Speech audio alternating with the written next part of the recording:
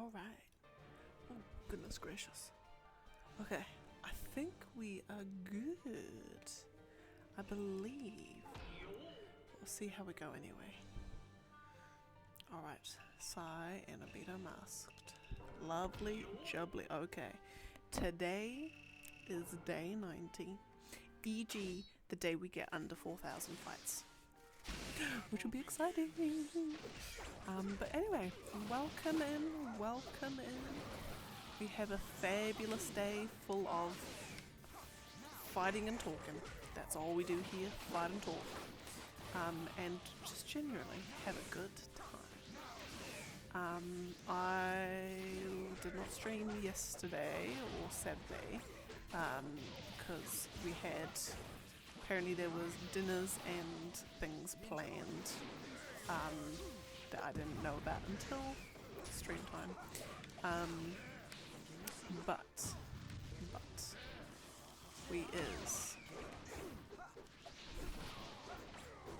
we is good now, and I've got to get some Naruto-ness in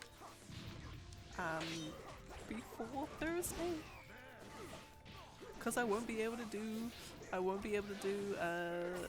day 91 on Thursday because I'll be playing another game instead, which will be cool. Hello, welcome in, my girl, welcome in. Yes, today will be a 4,000 mark day, most definitely. I think it'll be like, probably we'll get to about like 3,990 maybe. I'll aim for that at the very least. She'll probably be able to do a bit more than that. But I'll see how I go. But no, but definitely, most definitely, sub 4,000, which will be exciting. We're getting there slowly. We are currently at 63.05% of the way there.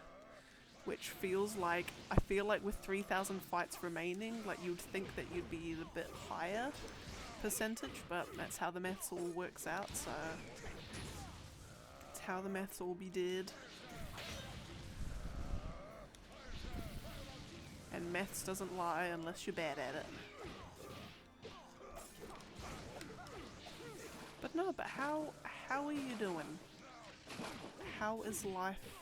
How is things? How is work? How is the fam?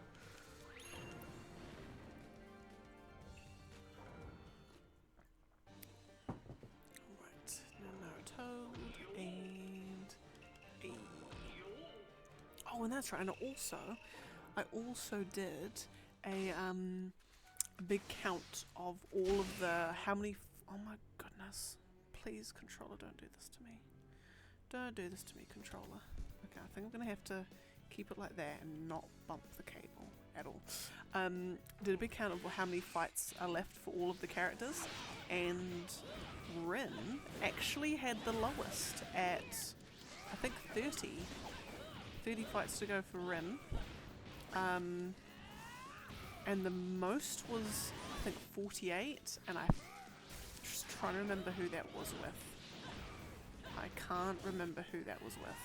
It was someone like B or someone like that. Yeah. But the generalness was probably ranging from about 42 to 34 was the general range that most characters sat within, which is kind of cool. It's, you know, seeing as this is all randomly done, that even with the randomly doneness, there's still like most characters are all getting used very consistently, I guess, which is kind of interesting. I mean, you could probably write a thesis on it, but probably could. Doing good. Charles drives us because she keeps getting sick. Oh, I know that what's it? There's a few people here, a few people that I work with and know of here that have kids, and they're all getting sick like every 10 seconds. So I wouldn't be surprised if there's something going around the country, to be honest. And also the fact that it's winter too. But I'm glad I'm glad work can kind of be your escape.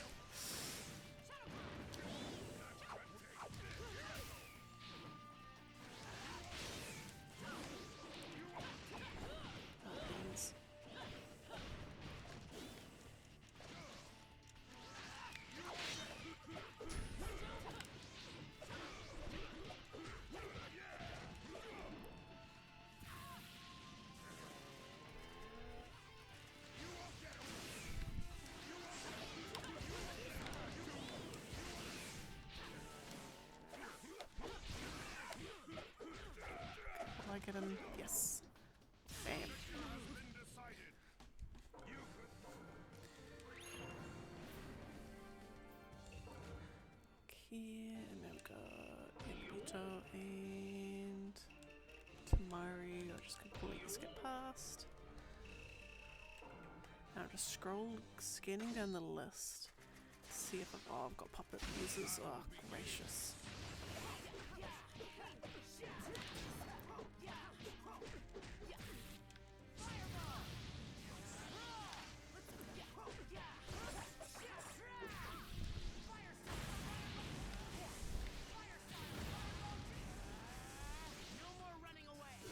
Oh, lovely, lovely. Delicious. My the boy had at work, was it last week? Yeah, last week. He had his first cup of Earl Grey tea at work, and ever since he's been like, next time we go shopping, can we get Earl Grey tea rather than my like the tea I get, which is the cheapest one at the supermarket. I like specifically hunt for the cheapest one. So he's like, can we get Earl Grey tea? So I'm like, sure, you want to pay $10. $10 for your 100 tea bags when you can get 100 tea bags for $3.50 if you get it with mine. Just saying. But no, he's a man of expensive tea tastes. Not really, but oh, it's finally stopped raining. Oh, lucky. It's been cold and miserable the whole weekend, and it's an absolute pain trying to keep washing dry. And because even though I've got a laundromat card, I'm really reluctant to use it if I can help it. But I feel like if it doesn't cease by next weekend, I might just have to bite the bullet and just do my washing and then just go and just chuck everything in the dryer. Because I suppose you can dry like all of your clothes in about half an hour, which is great, but it's just the fact that it costs extra money. And also you're putting in a dryer with other people, like the other people have had their clothes in. And you don't know how ick people's clothes can be. Although this laundromat is good in that, I think it's a franchised one, but they've got specific dryers for animal clothes. But even then, like, gotta wash your dog's bed in something that's had like cats and other dogs in it. So I'm sure your dogs don't particularly mind, but they would have an absolute field day with their bed afterwards because they would be like smelling like 100 other pets stuff on there.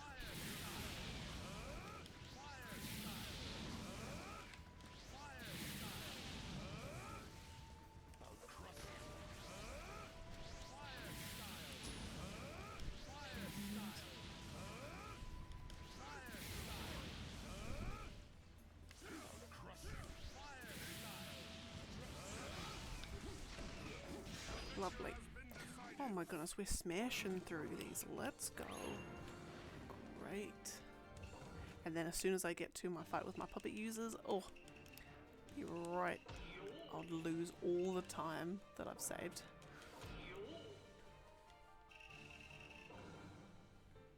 But hey, say la vie.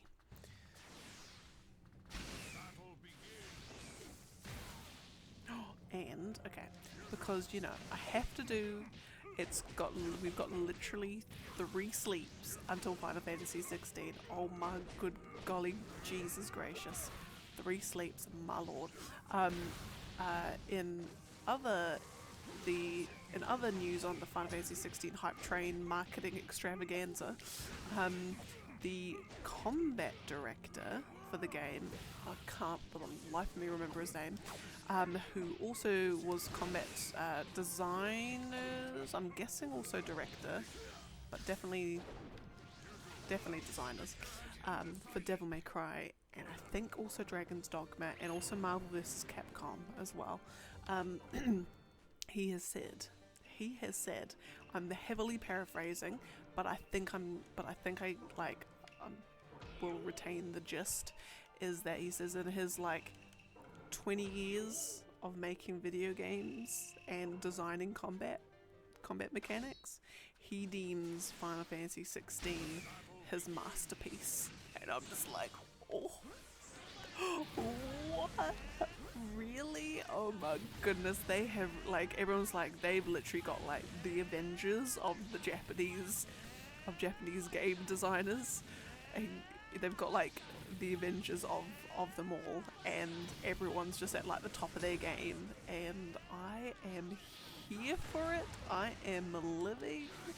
I am oh so happy that they did the Avengers of Japanese game design with a Final Fantasy game, because I was telling the boy yesterday, I'm like, this is one of those games where I'm just like, because Final Fantasy is so near and dear to my heart, like insanely. As much as Ocarina of Time is the game that got me into video games, and Dragon Quest VIII is my favourite game of all time,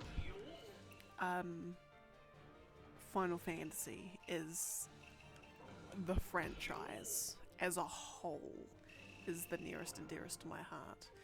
And knowing how, obviously it's popular, worldwide, but like general feeling about it, especially at least with like most of the people I talk to, and general feeling in the Western world is that it's like, ugh, it's Final Fantasy, okay. Like yeah, people like it, but it's not like people don't rate it the same way that they would rate like a Devil May Cry, like a God of War, or any of those sorts of things. I'm just so incredibly happy that this demo people are like obsessing about, and that this game might kind of like put Final Fantasy on the map for a lot of people. And like it's kind of like, when like your favorite child gets like the recognition and the praise that they deserve. It's kind of just like, I just want this game to do well, so like people realize that Final Fantasy games, oh no, they are good. Like Final Fantasy games are good, and people should take them a little bit more seriously. Obviously not necessarily like with exceptions, but as with all franchises, there are those entries that aren't as good as the others, and again, that is completely subjective of what they are. Like when they are, like Final Fantasy V, a lot of people don't like, it's sort of one of the ones that people don't think about first, and Bartz as a protagonist is pretty meh, TBH, but like, the FF16 directors and producers, like, one of them, I can't remember which one, said that Final Fantasy V was one of his top three of all time. So it's like completely subjective. But anyway, but just generally as a whole, I mean, Final Fantasy, it's got Final Fantasy 7, Final Fantasy 10, Final Fantasy 12, Final Fantasy 8, Final Fantasy 9, now Final Fantasy 16. I mean, Final Fantasy 6 is a lot of people's favourite. I think it's fine. Like, basically 1 to 6, I sort of all deem the same way. Like, yeah, I like them. I like them. They're not bad by any stretch, but I just prefer the 3D ones. It's probably also around my time as well, I guess. Like 9 or 10 more specifically, 10 and 12, kind of like, that's around the time. Oh my god, controller, stop having a spaz. But anyway.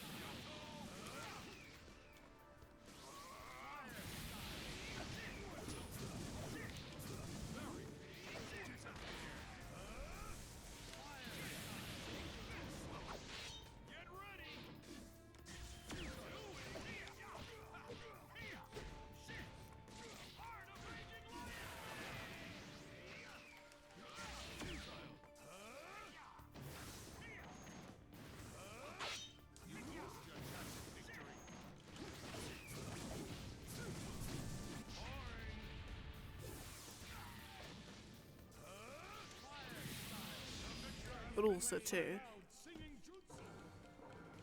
also on the flip side though, is that if Final Fantasy 16 is like the game to get people into Final Fantasy, then when they go to the other Final Fantasies and it is nowhere near as, I won't say nowhere near as dark.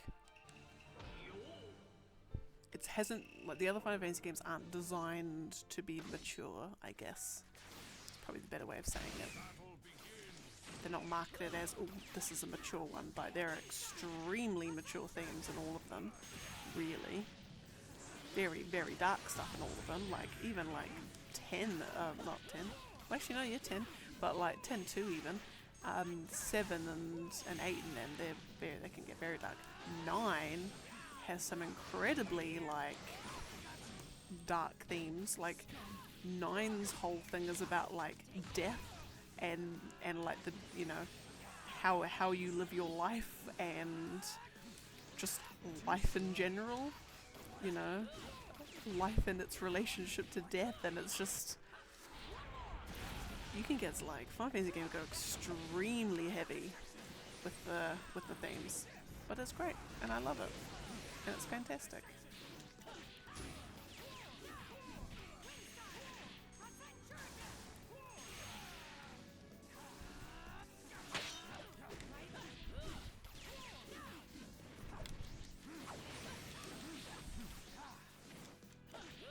This guy's just been an absolute chump.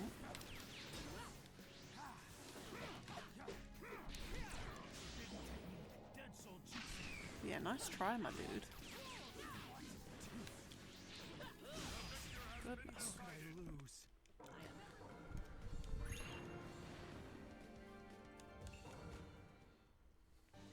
Like, in fact, actually, 9 can also be extremely depressing as well. Like, 9 is almost like the bad guys win the entire way. Until your party just doesn't die. Like, now that I think of it, yeah, 9 is like, yeah, the bad guys win the whole way. And then right at the cusp of it, when your party is almost defeated, and then the god of death comes down just to see, you know, to just wipe out everything. Oh my goodness. God, it always does this. The controller just has a moment, and then suddenly the whole thing just like, my whole screen just freezes on my tablet, and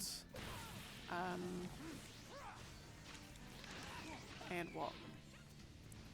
Whole screen just freezes, and I'm having a great time.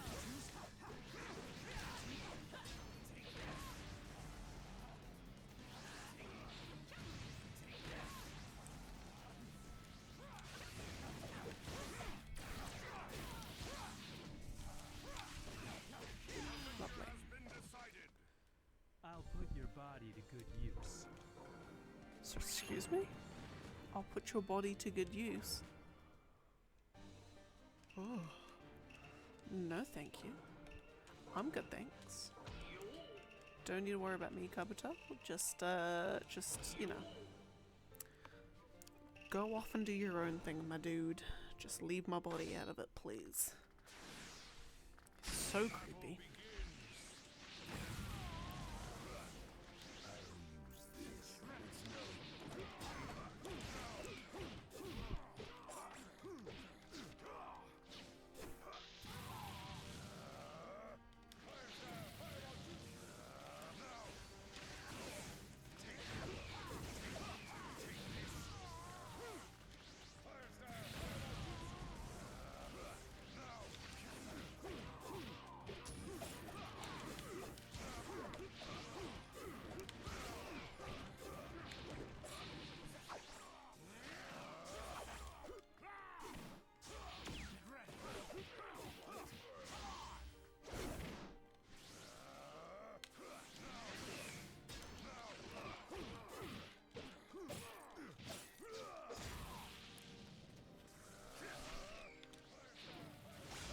Lovely. Okay, we're keeping at this.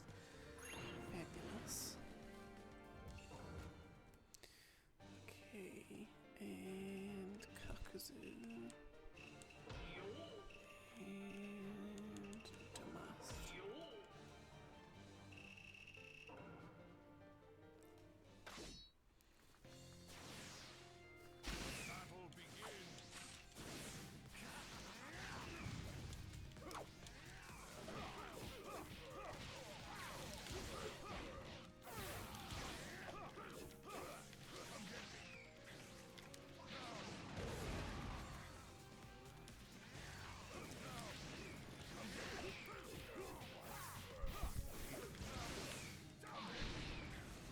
life? Yeah, I'm just trying to think. What other life updates have I got?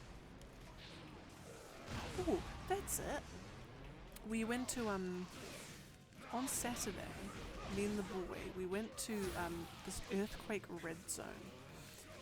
So basically, this big earthquake happened in this city where we're in about 12 years ago, I think. Yeah, I think it's about 12 or 11 years ago. And so there was these whole like sections of the city, whole streets and stuff where like all this liquefaction happened, and just basically, yeah, you couldn't have houses on there anymore. They were just gonna like disintegrate into mush. So in these particular areas, they just marked them off as red zones, and then all of the houses were demolished. Everyone had to be relocated. It was just, you know, it was crazy. Similar thing happened in the CBD. Like whole buildings being marked for demolition. Like even now, there's still buildings that like just completely abandoned, like nothing in there at all. Big huge restoration projects going on. It's mental. Anyway, so we'd like heard about these red zones, and we've driven past them these times, but we've never actually like gone into them as such, because you can actually like walk through them, you know. But it's so we went into one, and it was kind of cool. It was cool in the sense like it was overcast. We're walking down this, walking down through, and it's just this huge long road, like stretching into the horizon. And power lines and stuff, but like the road is like completely overgrown. Like obviously you can like not completely, but let's say maybe actually half of the road's like overgrown with grass and bushes and things. There's like the footpath on either side, which is again all like overgrown. There's like not a single trace that there are any houses on either side of the road. Like it's all just like grass and hedges and bush and all that sort of stuff. And we're just like walking down this road, and I'm just like, it's overcast, there's like broken power lines, there's cracks and grass and debris all in the roads, and it's just like, it felt like this is what the earth will look like when humankind no longer exists, kind of thing. Like the remnants of a civilization.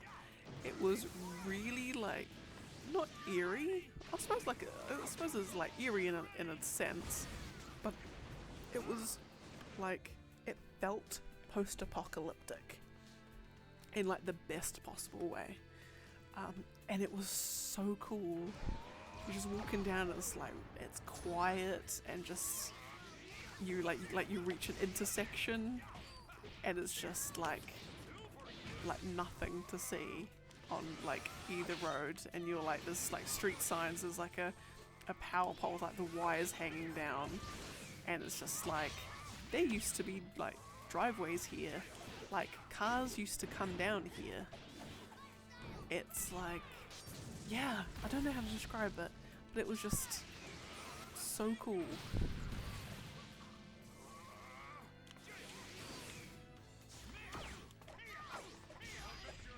It was actually so cool. Yeah, so we did that on Saturday, and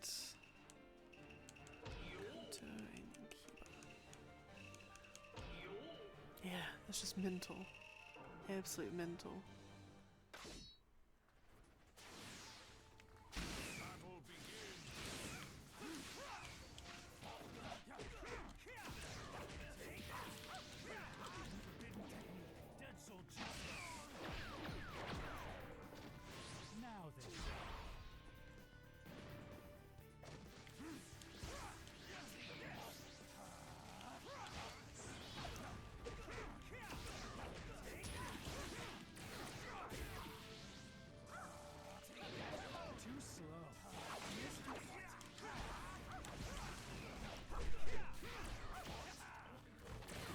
You're looking for a word?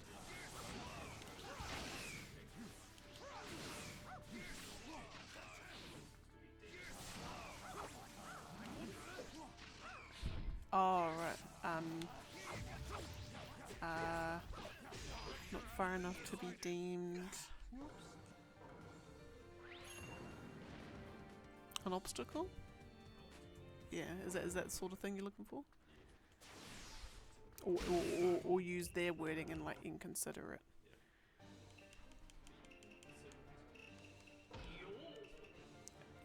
Inconsiderate. INCONSIDERATE.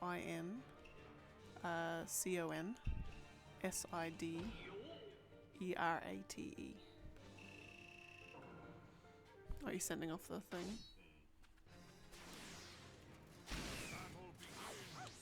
Oh, has he submitted the form or? Oh, ah. Alright.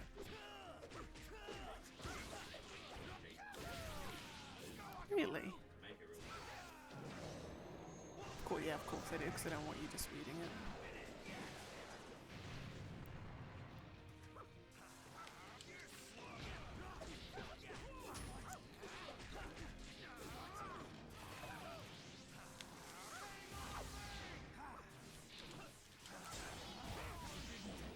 Because he didn't... Did he take his car out on Thursday? Because that's the thing, if that picture was Friday, and he had taken his car out Thursday, then... That's not a... Yeah. So I'm just trying to think, what happened on Thursday? Yeah. No, but like if they've got a picture and it's completely different to the picture that we've submitted, then they'll be like, well, your picture's wrong. Yeah.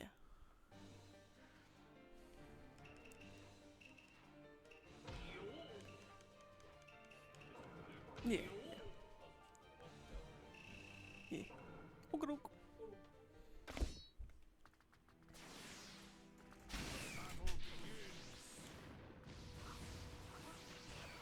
Oh, got it. Because even on the sides, oh, that's handy. That is handy. Oh yeah, so dramas, well, not really dramas as such, but like so the boy's brother apparently last week, but he didn't even tell us till today.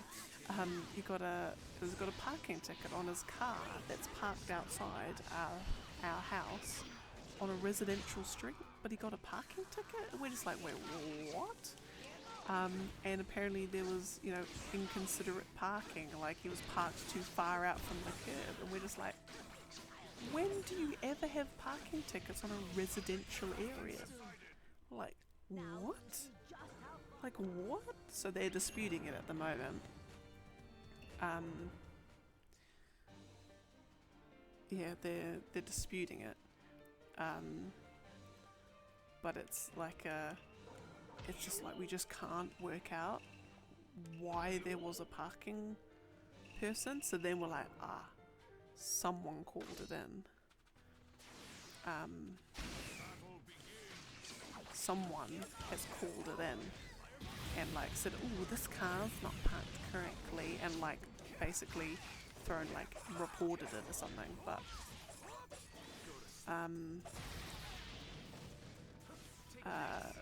yeah, but like that's the only possible way that you can get a parking ticket on a residential area. Like he wasn't even on the footpath, wasn't like anywhere near. Like our road that we're on is super wide. Like even if he was like, you know, he'd have to be fully parked horizontally, like perpendicular to the road, to even like have any chance of being a hindrance. So we're just thinking it's just some Karen who's just having a bad day.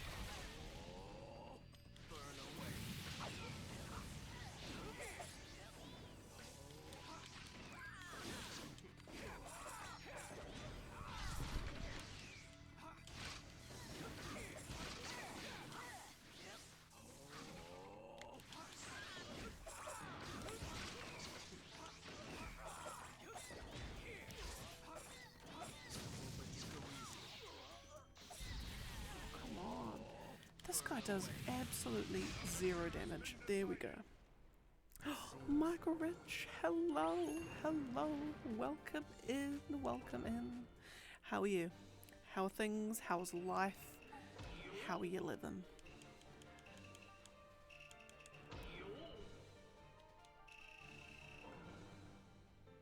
My back of the neck's so itchy. Oh my goodness.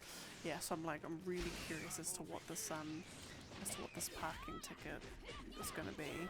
although I've got a funny sneaking suspicion, because I remember seeing it, and I can't for the life of me remember when it was. As I did remember seeing his car. Like I remember we were driving back home, and I did see his car parked. And I made a comment to the boy. I'm like, oh, that's parked there. You know, that's a bit wonky. But I can't remember when that was. And if it was last Thursday, then yeah, it was parked quite wonky. But again, not far enough to be any kind of hindrance or obstacle. Oh my god, controller, please. And the only people that it would possibly affect from where he was positioned would be us, which doesn't affect us at all. So yeah, it's definitely some Karen has called up and had a cow.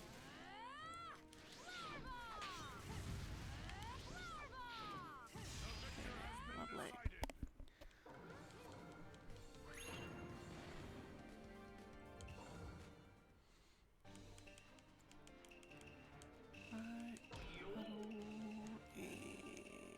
Where are we?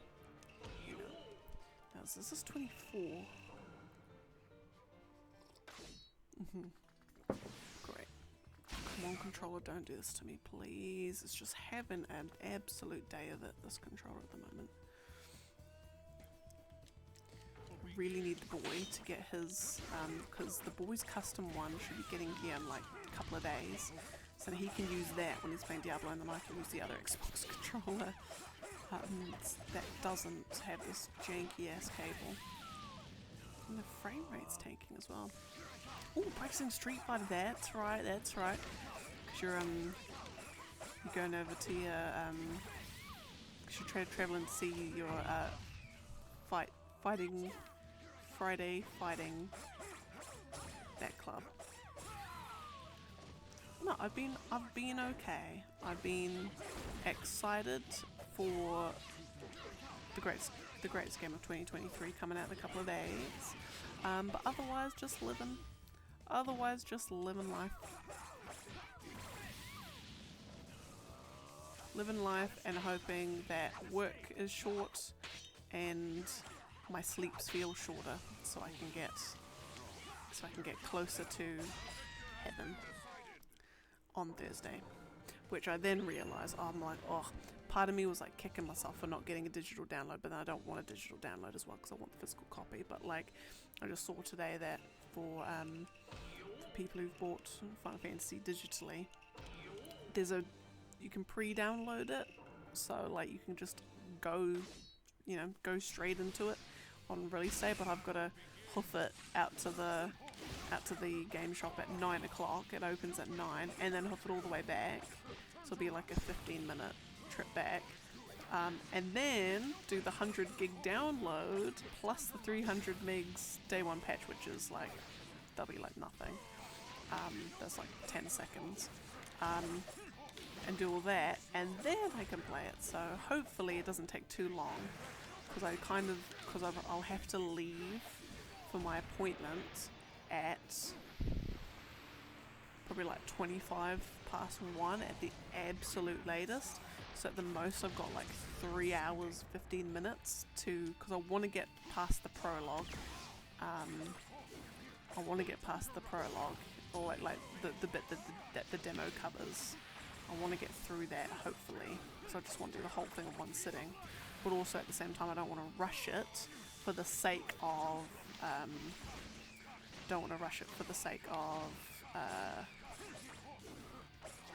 expediency, and then not take my time where I would want to. Even though, because apparently I haven't seen, because the trophy list is leaked online, haven't seen it, I don't want to see it, because undoubtedly it'll be spoiled, but one of the trophies anyway is to I'll beat the game in the Final Fantasy mode, which is like the hard mode New Game Plus thing that unlocks, so I'm going to have to do multiple playthroughs of the game anyway, if I want the platinum. But I still don't want to speed through speed through the main game if I can help it.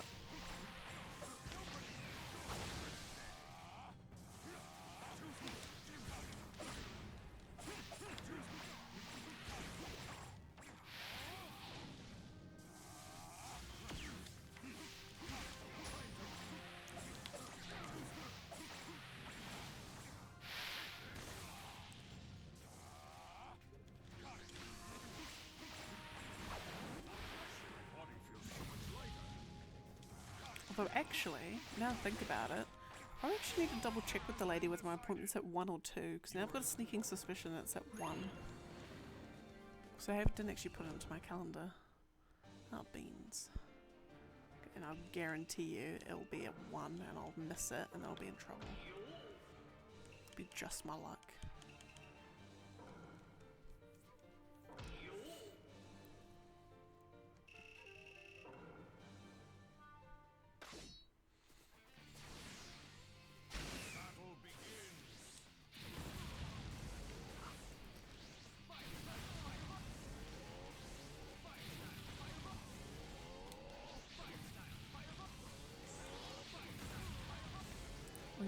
We've reached the second biome. Nice, nice, nice. Is that the Crimson Wastes?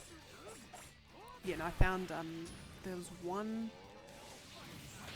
Don't know how far you've gone, whether you've gone like inside the temple-y area yet, or whether you're still outside. But there's an enemy a new enemy type that you'll. I think it's just the Crimson Wastes that they appear though. But there's a new enemy type that you'll come across, and they're definitely manageable. They're manageable one-on-one, but you get like 2 or 3 of them and it can be a nightmare. Like those bloody robot things that are just give me nightmares. But no, honestly, congrats. Oh, sorry, I just had a herb in my throat.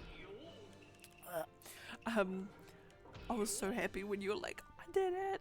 I beat the boss. I'm so happy.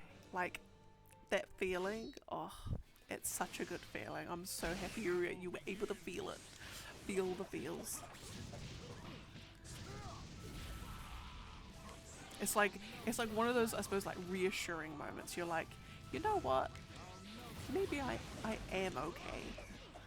Maybe I can do this.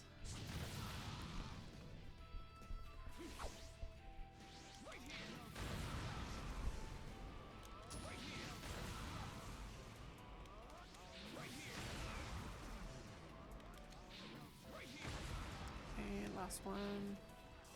Oh, not. Lovely. Right, boo and gotta.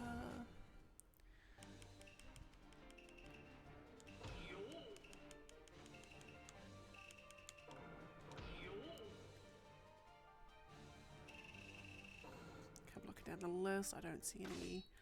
Don't see any 10-10s or puppet users. So I should be okay.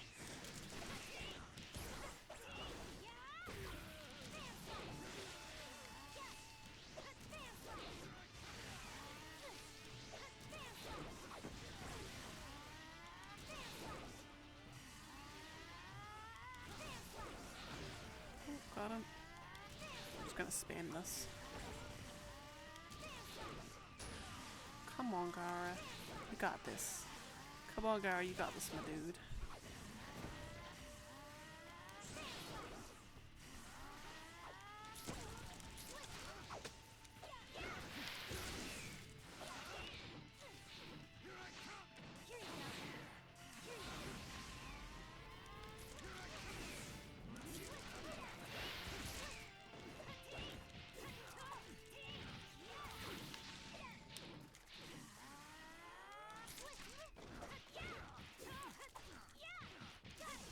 And bam. Your moves are passable. Oh my god, I'm gonna absolutely flip out with this. Alright. Gara and who was I? Boom.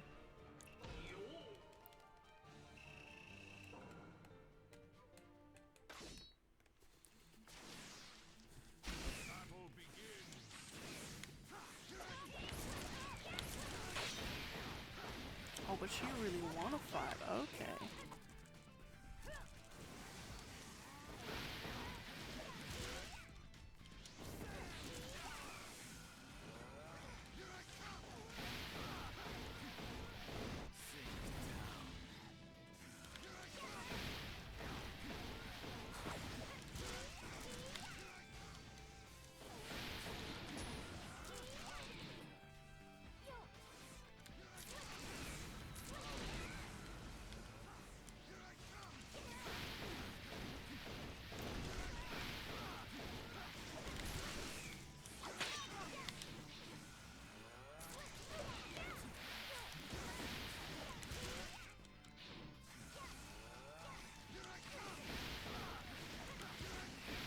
There we go. Goodness gracious.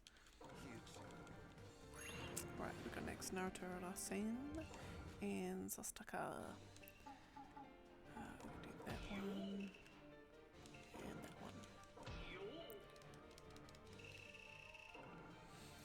Okay, making good progress.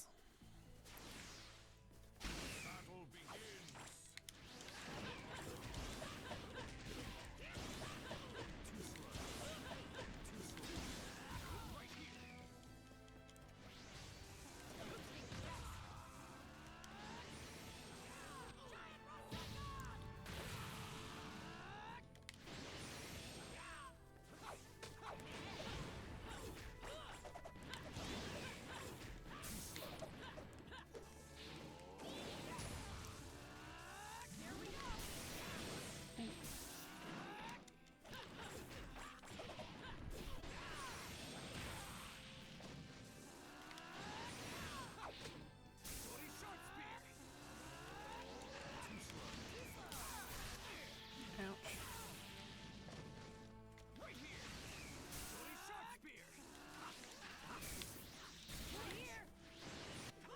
And bam, lovely.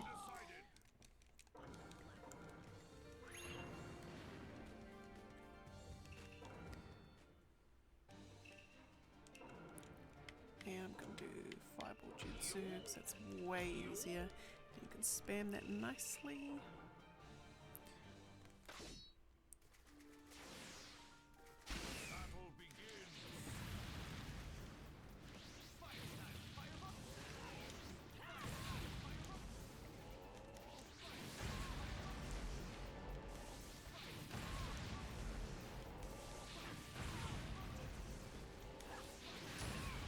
Wait.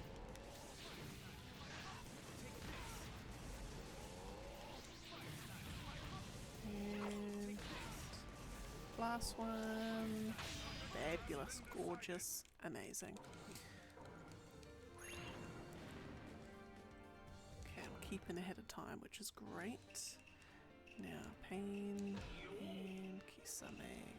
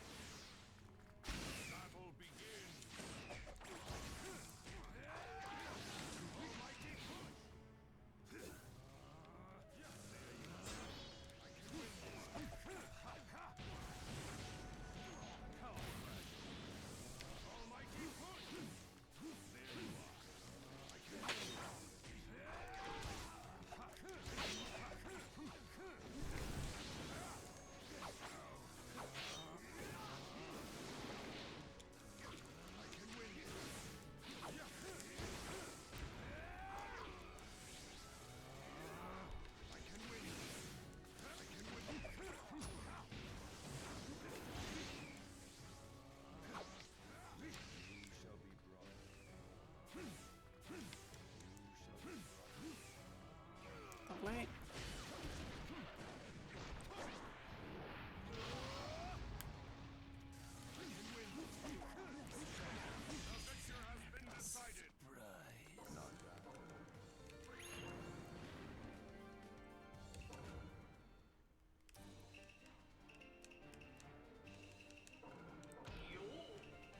Like, I kind of can't believe that it's only coming out in a couple of days. Tuesday, Wednesday, and then it's Thursday. Oh my lord.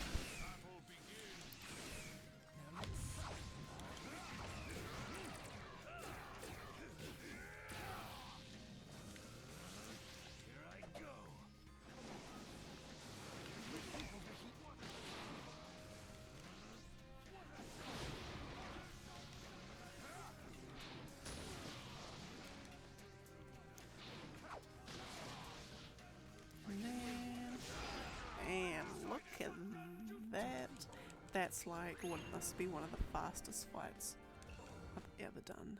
Goodness. Now we've got 2 Roshis. It's been a while since we've done like a fight against themselves. But here he is.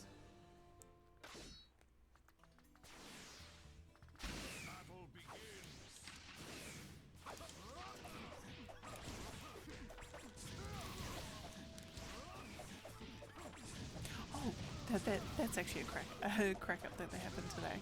So me and my boss, we were meant to be had a meeting with some lady, a lady from one of the councils nearby was looking like what we could do to help them with like information management stuff. So we were in the meeting. She ended up ended up being sick, but we didn't realize. So we were like sitting in the meeting for ages. So we were just like just yarning about random stuff, and my boss was saying there's like a thing, because she's all into like as a manager and as a leader, she's all into exercises and things that you can do, like team bonding and things that we can talk about as a team to get to know one another better and help us work as a team better. So one of the things that she must have seen on one of her LinkedIn channels was this like, personal histories exercise or something. And so basically it's like, in your group you sort of ask, like, or you answer 3 questions about yourself. You do like where were you born and where did you grow up? In case they're not the same place. For instance, born in Ireland, raised in New Zealand. Where are you placed in terms of like your family's children? So like, are you like only child, middle child, oldest, youngest, that sort of thing? And then what's one difficult or important event in your childhood that has shaped you? Something anyway. It's not like airing out childhood trauma or anything. It's like the things that you've already processed and come to terms with as such. But basically the idea being, once everyone's done that, then you might find you have some commonalities with some of your teammates, and then you've got, I guess, conversation starters. Or just to show that, hey, we're not all so different, you and I. That sort of thing. But anyway, so I was having a Google of it while she's chit-chatting about it. And then it led me on to the Google rabbit hole. But I saw something mentioned about an anxiety party, and I'm like, what? What's an anxiety party? Count me in, because all parties are anxiety parties. If you're of the disposition, every party can be an anxiety party, which she was like cracking up at. But anyway, so what an anxiety party is, and it really, like, you need to be in the right team for this to work, because boy. So what you do is you throw your little party. You get all your team, or maybe get everyone in the company, whatever. You get your party together, get your group together, and everyone spends like five minutes writing down what their work anxieties and insecurities are. So stuff like, I worry that I spend too long writing on emails, or I worry that I'm too slow and I'm letting my teammates down by how slow I am, or they're having to like pick up my slack, or all your work stresses and anxieties. You write them down on a piece of paper, you rank them, and then basically everyone goes around and they start from the top and work to the bottom. And so you say an anxiety, one of your anxieties. So starting with the top one. I think you start with the top one. Maybe you start with the bottom one. I'm not sure. Anyway.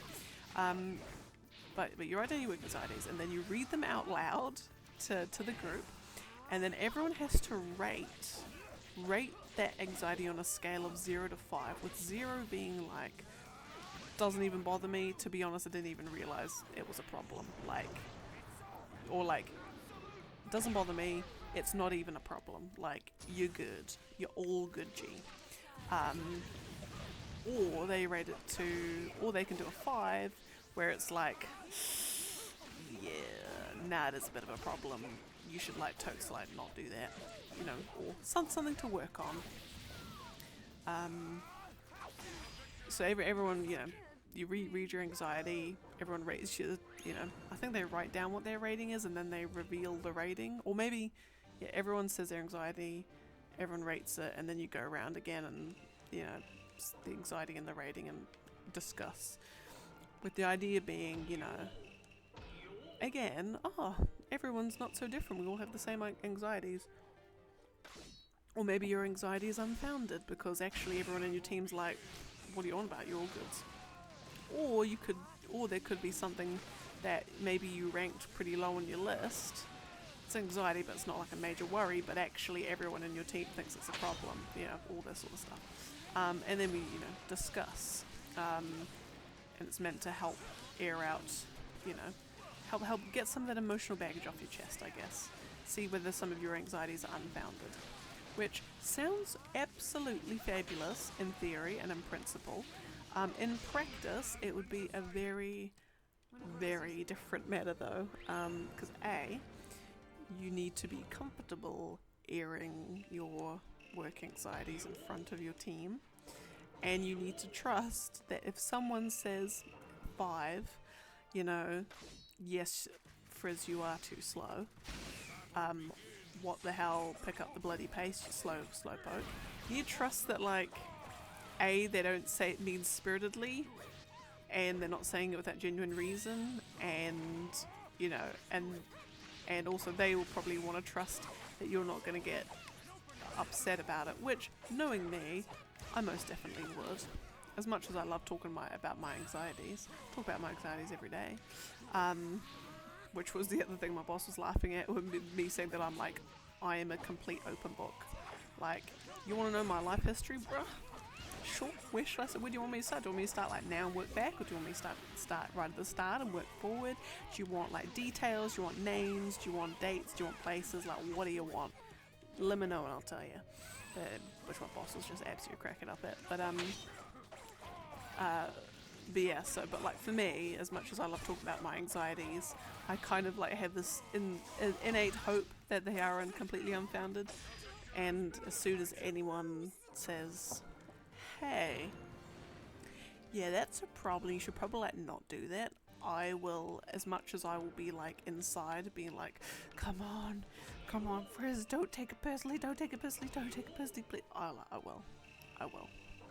I will take that shit to heart so quickly, and then I'll be depressed for the rest of the day. That's a whole thing I need to unpack with my therapist. Whole thing I am unpacking with my therapist. Because Lord, do I want to be able to hear criticism and not take it to heart.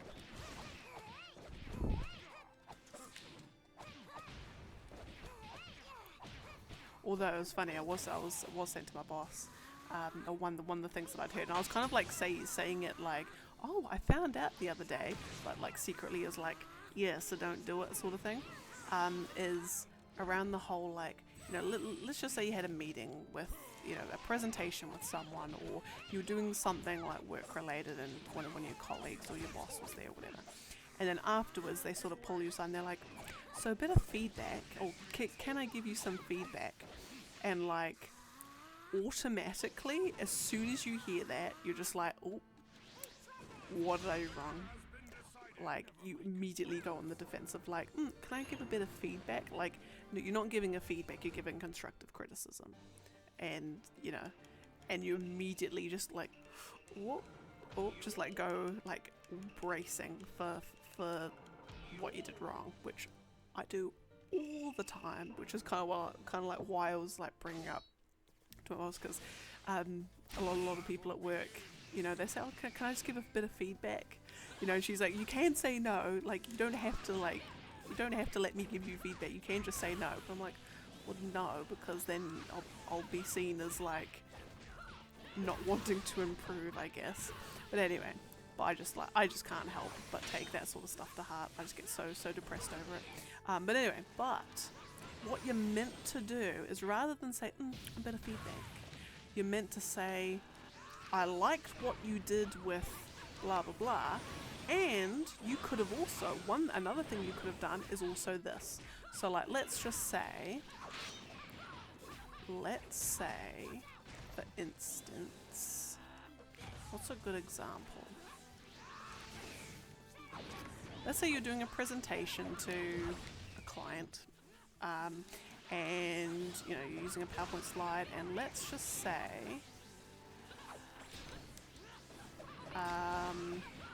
what's something?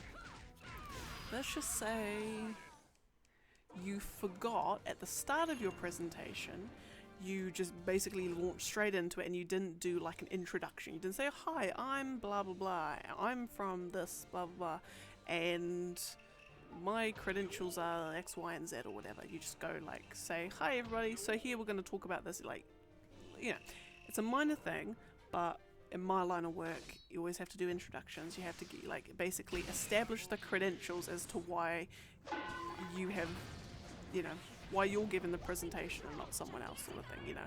So be like, hi, I'm Frizz, I work for this, you know, for these peeps. I've been a modern workplace consultant for 2 years. You know, I've got my, like, kind of like, you know, I've been working on, you know, recently I've been working on these sorts of projects. I'm a bit of an expert, you know, not that I want to introduce like that, but, you know, example. So what, rather than just say, can I offer a bit of feedback and just say you didn't do your introductions at the start, you kind of just launched straight into it. So, you know, next time you should do this, you know, next time you got to remember to do that. Rather than say that, be like, I liked your enthusiasm, like you had heaps of enthusiasm at the start of your presentation, like you presented it really well. And another thing you could have done too is, or like another thing that would have made it like better, or even better, you could like do a round of introduction at the start, sort of like say stuff about you, and then the person will be like, oh crap, that's right, I forgot to do that. Boom. Immediately it feels like a million times less pointed than saying a bit of feedback. Like, it's like you said, hey, no, you actually did this really well.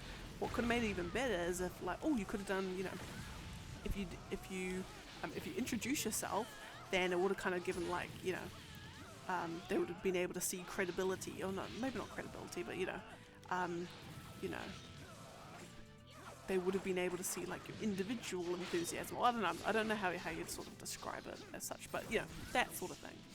And so, like, if I was ever in any kind of like management or leader position, which I really don't want to be, like I'm not at all fit for like a leadership role. I'm too nice. I'm too soft. Like I would be like wanting to make sure I do that.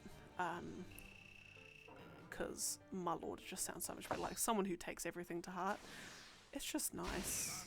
It's just, there's ways of saying it. Like I know people mean well, or they like, you know, they mean well when they don't just come out straight up and say, yeah, you didn't do that. Like, whatever. It's just you can kind of like, you read between the lines of it all, I guess. Yeah. Do the same thing most of the time, just overthinking. Fully. Like, anxieties are anxieties for like a reason.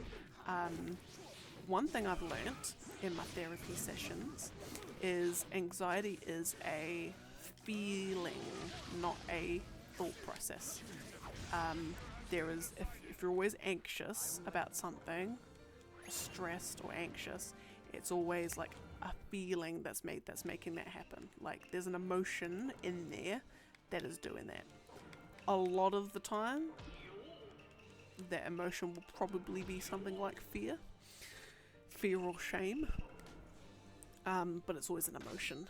So like if you don't want to feel anxious, it's always about addressing the underlying emotion behind it, which is very interesting and not at all an easy thing. Not at all an easy thing to do.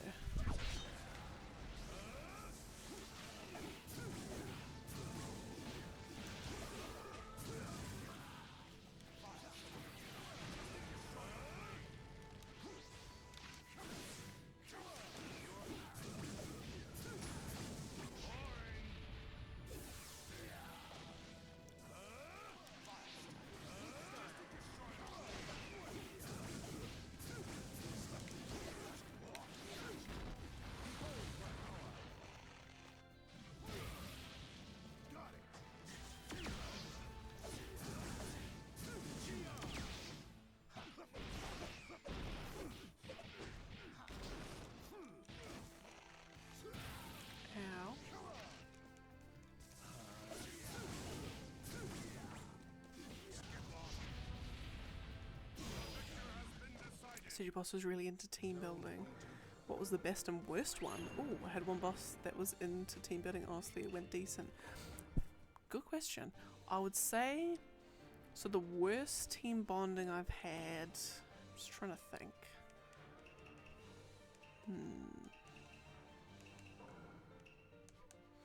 I'd say with this particular boss, it's only ever gone well. She does put a lot of effort into it. And she always asks the right questions. I think she always is trying to get the right thing out of it. I'll say we had a she's all into, and I love it as well. She's into her like work versions of personality quizzes. So we have a thing called like Working Genius. I think it's a paid one, so she paid for us all to do it. It's just like a 10-minute thing you do online. But basically it kind of like, everyone has like their genius. And then you have your genius, your competency, and your frustration. So there's like six things. So there's like, what's it? So you've got the genius of wonder. So it's like you're all about ideas, discussing the possibilities of something. Oh, we could do this, we could try this, like, you know, inventiveness in that sort of way. You've got the genius of invention, which is, you know, take an idea and then how is that actually going to work? So you're putting together all like the systems, you know, thinking, oh, we could do this, or we could, you know, it would work if we did this, and maybe we need this tool, or maybe, you know, that sort of thing. So you're inventing a solution from the initial idea. Then you've got the genius of discernment. Got the genius of discernment, which is, okay, so you've thought of your idea, the inventors have invented a pretty neat solution. So the discernment one is you're good at sort of like assessing the problems in something. You're like, oh, that wouldn't work because of X, Y, and Z, or that actually looks great. You know, have you considered this down the line? Or, you know, kind of like basically does like the evaluation and the assessment and kind of, you know, works out, or has an eye for knowing where all the possible pitfalls or advantages or something, but kind of like teasing out all the finer details as such. Then you've got the genius of galvanization. But basically you're really good at like inspiring people and like rallying people, and, you know, you're like go team, we got this team. Like you're very like people oriented, you know, love collaboration, that sort of thing. And you've got the wonder of enablement, which is definitely me, which is like you are just like, you love like just helping people out with stuff, like, you know, give me the tasks, you know, I can do whatever I can to support you with something, you know. You know, and then there's the wonder of tenacity, which is, you know, you're all like, you just like, you're good with like getting results, you see things through to the end, you know, you're just like, you know, you're like, you don't lose steam before the end, and you can like see things through to it. But anyway, so we did our like working genius things. So you like, so from the test you like 2 of those things, which actually spells widget if you think about it. But anyway, but 2 of your things are your geniuses, so your natural strengths, and then 2 are your competencies, which are like, yep, like you're good at them, or like you tend to have a tendency for them, but they're not like your super strengths. And then you've got your frustrations, which are like, if you were in using those sorts of skills or thinking, then you're really having to try and spend a lot of energy to do it. So like for me, my 2 geniuses were wonder and enablement. So like, I'm definitely an ideas person. I absolutely love discussing what's possible, and I'm more than happy to help people with their stuff. And I think my frustrations were tenacity and I think invention, So like, I'm all about the ideas, and I'm just absolute rubbish when it comes to like trying to piece together all the pieces of the puzzle to get it to work. And tenacity, the amount of unfinished stuff I have is unbelievable. I cannot finish a thing to save my life, except this Naruto stuff. That's probably one of the few things I've actually like seen through to the end. But anyway, yeah, so we all did our working genius things and came to, you know, found where we're all mapped, and then we were able sort of to see like, so you know, when we've got new client work, then we pull these people in because that's their strengths, and you know, when it comes to like, you know, the tail ends of projects, then we can pull her in because she's, you know, she's got tenacity as a strength, and she can help, you know, make sure that everyone can see it through to the end. So like seeing where we all are, I guess, and yeah, it was really interesting. And I basically the whole like session, because we had like a whole hour and a half session where we're going through this stuff and like these other personality quizzes that she made us do, but just like seeing like where everyone's strengths and weaknesses are, and what kinds of work and what kinds of things we spend more or less energy trying to do, and like where, you know, if I needed someone's help with something, you know, their strength is not whatever I'll be asking them, so they'll be having to spend a bit more energy. So maybe it's more efficient to ask this person whose strength is that and wouldn't get as, you know, enjoys that sort of thing, you know. So that was actually really interesting. I absolutely love it. Like, I absolutely love it. I would, maybe I should be like a team in like not HR, but like, you know, one of those like businesses that sells this sort of stuff. Like, oh, I love it. I just love it so much.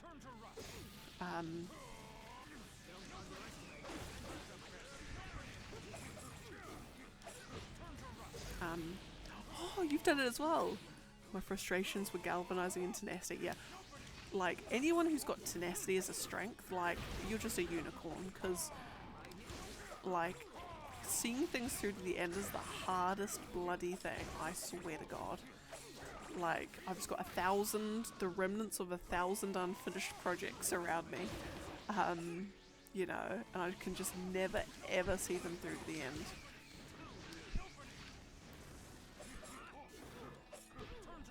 Kristen, pick up what you're saying. Yeah, I just realized as I was like going through them, and I was kind of like picturing the like results sheet in my head. I'm like, oh my god, this spells widget. Oh my, that's so intentional. He so picked a word and then tried to match words to it, like, almost definitely. But yeah, that's actually that's so neat. It must be like, because my boss is American, so maybe it's like it's popular with the Americans, maybe, possibly. Oh, I've just realized I've got another run an ad. I will just run a super quick 3-minute ad for those of you who the ads apply to. See you soon. You'll only miss something, and for the rest of you, let us continue. Yeah. Did that test. We also played a game of telephone. Is telephone like the Chinese whispers? We have to like say something and then see if the last person who repeats it like gets what it initially was. That's the most disjointed explanation of Chinese whispers ever. Which reminds me, I've got another fact of the day actually about that. I'm trying to think what the worst team bonding one we had. I can't actually think of what. I haven't actually had many team bonding stuff, to be honest.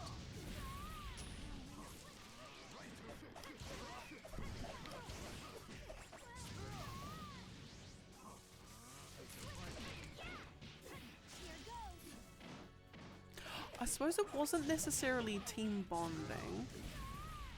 It was like, so the guy who owned our company before he sold it, he wanted to do these like academy sessions. So, you know, we're a consultancy, and a lot of people, most of the people actually, they've come in, including myself, have had literally zero consulting experience before we've come in. So like, he wanted to sort of run a whole series of like sessions, you know, here's how, you know, for the managers and the, you know, all the managers and seniors in the company who have been consulting for many, many years, you know, sort of imparting their knowledge, and, you know, the things that they've come across or whatever. And there was one of them, there have been, let's just say, a few controversial statements made that not many people agree with, and yeah, it was kind of like it was very much like, I'm opening the, like, I want this to be like a discussion piece where, you know, we can, you know, I say something and then discuss. But it came across very much like, okay, yeah, I don't care what your opinion is on it, like, discuss it all you want, but what I say is true. Like, it came across very much that way. But like, one of his controversial ones is like, you know, when you're in a meeting, or no, sorry, when you go into a client site and they've got like a reception, and then you're waiting, you know, you're waiting for your client to come out, or the person you're meeting to come out, do you sit down in the reception, or do you say stand? And he said, whatever you do, do not sit down. Even if the receptionist says, oh, please take a seat, don't sit down, because then when the person comes, then you're sitting down, and then physically, like, you're lower than them, and then already you're establishing a power dynamic that is like bad. And I'm just like, if the receptionist asks you to sit down, just say, oh, thank you, sit down, and then when you see the person walking, you stand up before they get to you. Yeah, that was a very controversial statement. So I wouldn't necessarily call it team bonding as such, but that was probably the one that sort of landed the most flat, I guess. Yeah. Oh, you didn't get it. I don't actually think I've ever been to something where it was the same thing at the end. Now I've got I do have the fact of the day is actually related to that. So we know it is Chinese whispers. I think telephone must be, yeah, actually no, I think telephone's the American thing of it, but anyway, but we know it's Chinese whispers. And so I think it was a couple weeks ago actually, I was at a dinner with the fam, and it got brought up or something. I think we were trying to like pass orders down the table but like whispering to each other's ears, so it sort of got brought up. And then so I googled, like, we were like, hang on, where does like Chinese whispers come from? And I had an inkling, like everyone's sort of got an inkling, but it's weird when your inkling's true and you're like, oh dear, because it actually comes from the very outdated and also extremely incorrect and racist statement that people who, you know, Chinese was an unintelligible language and people who spoke Chinese were unintelligible. And I'm just like, oh my goodness, I'm gonna call it telephone from here on out, because that is just wrong on so many levels. Like, no. I'm sorry, Western, you know, I say Western world, I think it's over in England, really. Like, sorry. No, so I'm gonna call it telephone. But yeah, but anyway, fact of the day, don't ever call it Chinese whispers, because it doesn't come from a good place. Yeah. When someone sits down, the first thing I think is but like the way that he was saying it, like the way that he was explaining it was as if like when the person that you're meeting walks on over, you're like sitting down and shaking their hand, and I'm like, okay, if anyone did that, I'll be like, what are you doing? Like, stand up. Like, there's manners. But like, no one here is sitting down and shaking hands when the person comes over. Like, that's just like, no. If they're doing that, then that's not a consultant thing, that's just like a general manners thing. That's like, you now got to teach them human etiquette.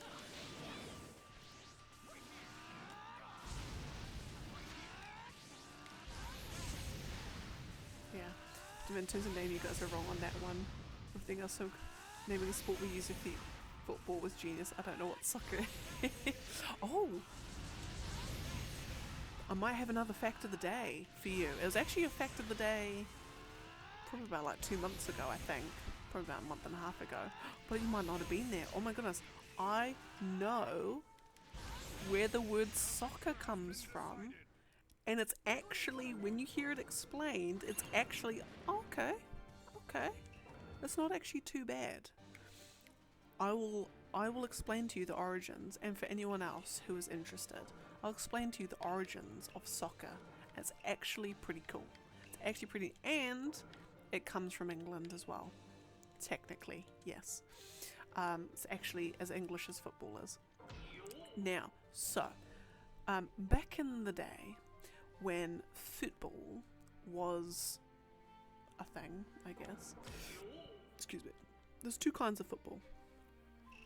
There was rugby football, you know, the one where you pick up the ball and run with it. There was rugby football. And then there was also, and then the football that wasn't rugby football was called association football. So then the youth of England were like, association football is like a bit too wordy on the mouth to say in every sentence. And to chatting to our pals and bros, I don't want to have to say association football all the time, so I'm just going to shorten it to ASSOC, like ASSOC, C, like there's, yeah, so, no, actually no, we're going to shorten rugby football and association football. So rugby became rugger. So I'm going to play some rugger. So that's where rugger came in. And then association football became a soccer. Like using like the same naming convention sort of thing.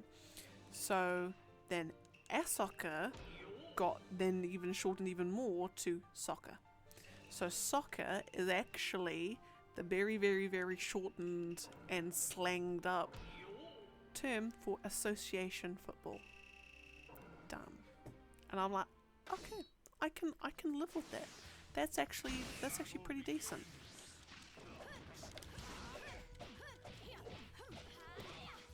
But you would never think that.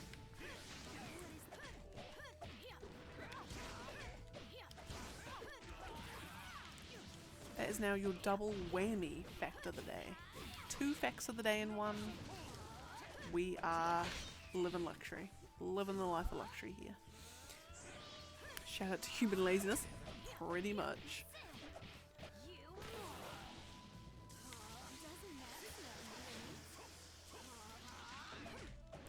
Well, at least it's not like, you know, and then if you're Australian, rather than say football, you say footy. So I'm going to play some footy, which I think footy is even not even football. I think it's rugby league, because you've got rugby union and then rugby league, which are similar but not the same rules. Rugby league has some other weird rules that I don't know, but like rugby union is like what people typically think of as rugby, but then the Australians call it footy. Who knows? Should have think what they call handball, but hey, we're a PG channel here. I'll leave that one for the adults.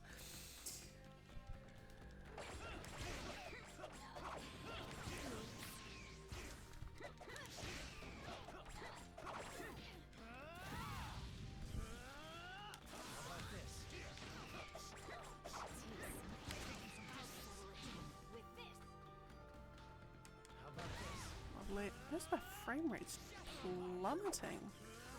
I think my computer's just having a day of it. Doesn't like it when I've got an internet browser opened at the same time.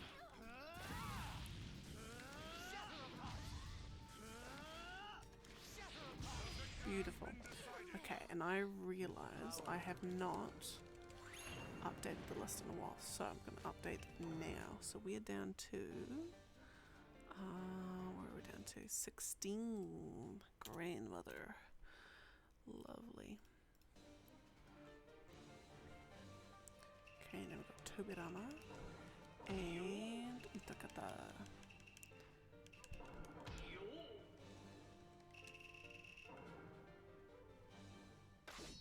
Lovely. Oh, actually no, I've got another fact of the day. You're going to have 3 facts of the day. You know, I'm treating you guys very well. I was chatting, so there's a lady at one of our clients that I was talking to this morning. She's heavily pregnant, like due in a couple of weeks pregnant. And she was talking today about how apparently she found out that on average, women lose about 44 days worth of sleep. As in, like, if you count all the hours that they lose of sleep, it would equal 44 days when they have like a newborn child.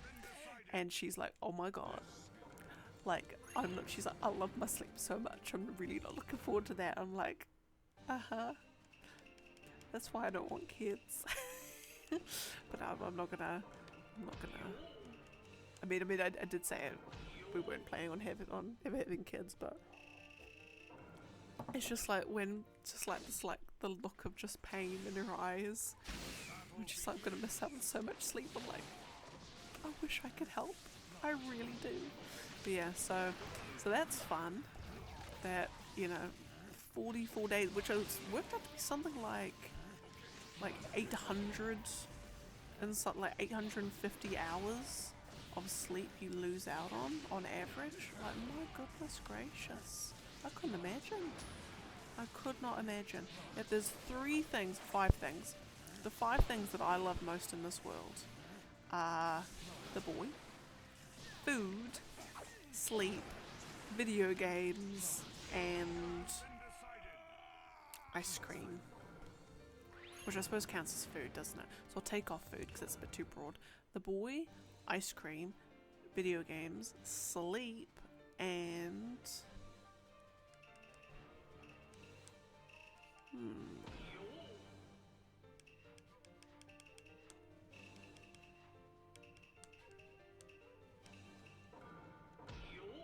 quiet at home. Like a quiet home.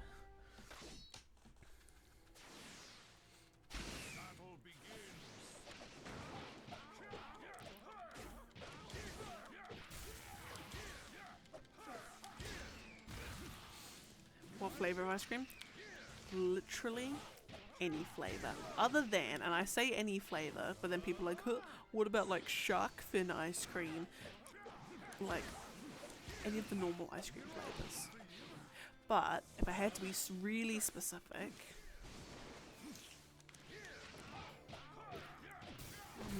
probably like a really like fancy, nice. Oh, and actually no, the Ben & Jerry's strawberry cheesecake is really good. Probably, yeah, Ben & Jerry's strawberry cheesecake. Like any like cheesecakey ones, like fruity ones, they've got a little bit of like cookiness into them. It's like a boysenberry choc chip. Even like a mint choc chip is quite nice. But yeah, no, Ben & Jerry's strawberry cheesecake it's a winner. It is a winner, I must say. Highly recommend. Because in the boys' favorite ice cream, I don't know if it's his favorite ice cream full stop, but it's definitely his favorite Ben & Jerry's one, is the fish food one, where it's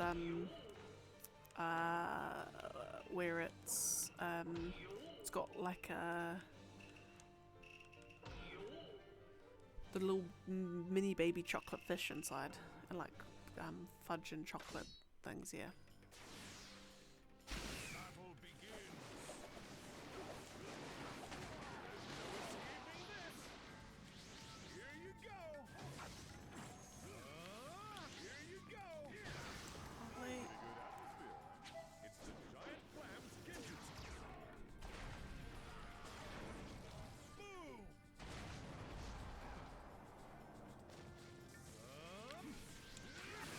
You know what I just realised?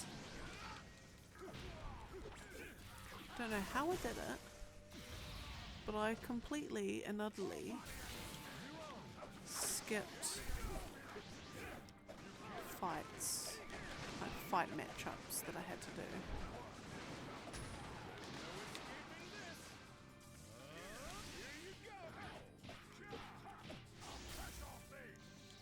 Like, luckily I'm not doing the wrong ones.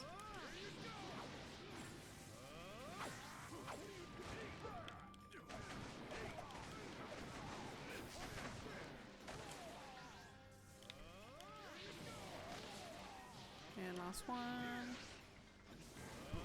Maybe not. Lovely. actually meant to do Madara Reanimation. Actually meant to do this one with the fourth Kazekage. This is what I was meant to do.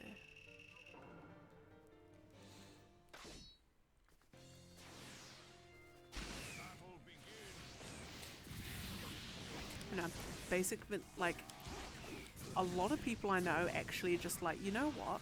Vanilla is just where it's at, and to be honest, like, people I know like, ugh, but vanilla is just so, you know, vanilla. And I'm like, vanilla? Like, when you have a vanilla ice cream at the right time, it is like the most incredibly, like, I want to say cleansing, but cleansing's not the right word, but like, you just have to have a vanilla at the right time, and it is just impeccable.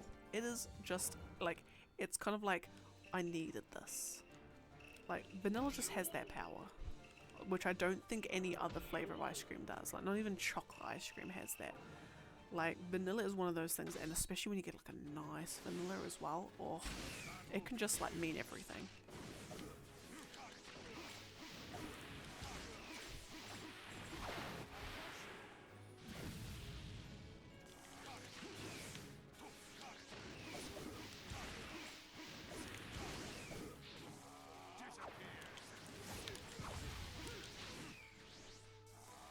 So water for you to, yes. It is just like, it is it's just the perfect of like ness. I say palate cleansing, but like it's not quite that, but yeah. It's just sometimes you're like, oh, all I want is vanilla. You don't like, people don't say, oh, all I want is like, oh, all I want is chocolate, you know. They're like, no, I just want plain vanilla. And it's just, oh, it's just fab.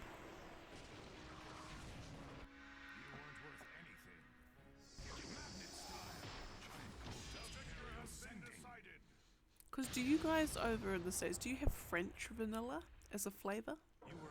I'm not sure if it's like a New Zealand only thing.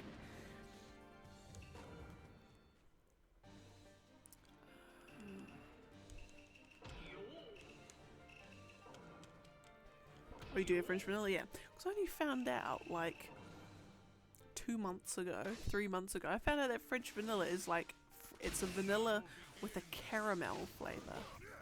Like it's a caramelness to it, which is what is the difference between French vanilla and normal vanilla.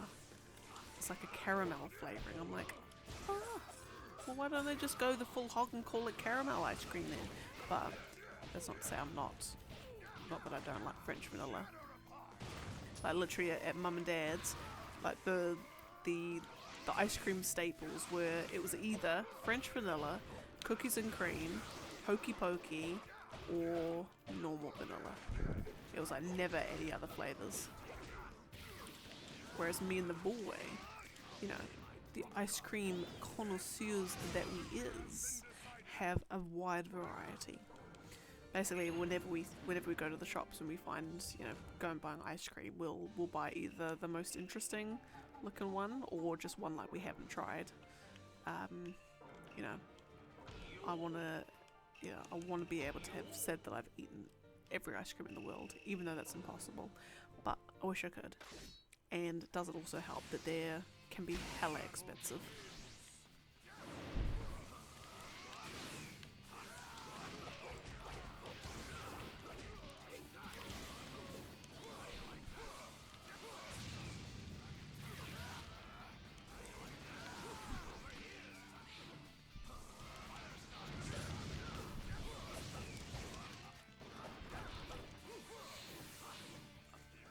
One of the most personal questions, what's your favourite topping on pizza?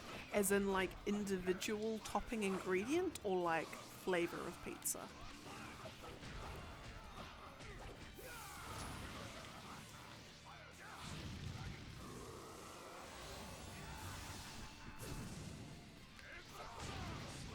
Topping ingredient? Ooh, good question. I mean, I could just be like, you know, I could cheat and say cheese. You know, the cheese is my favorite ingredient because without it, it's just. Do you have a pizza?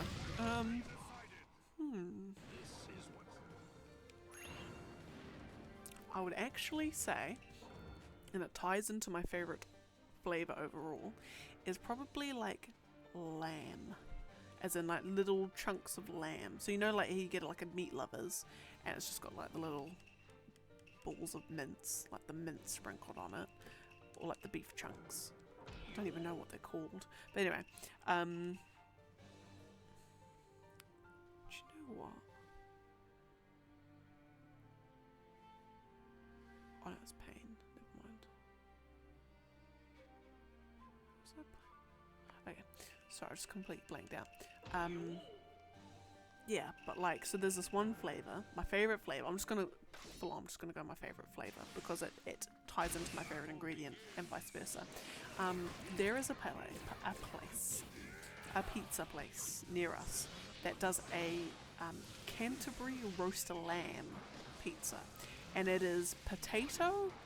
I think it's got pumpkin. Like roast potato and pumpkin and lamb on a pizza, and it is the most exquisite thing ever. Like the most exquisite pizza flavor I've ever had. Like, I'm not even kidding. And the lamb on it is just like you think the beef on the meat lovers is good, like lamb chunks on a pizza is like next level. Like, not even kidding. So lamb is my favorite top ingredient. But good question though. Everyone talks, yeah, it's actually a good question. Everyone talks about like their favorite flavor, but they never talk about like the favorite ingredient as such. That needs to be added to like personality quizzes, I think. Like forget star sign. What's your favorite pizza topping ingredient?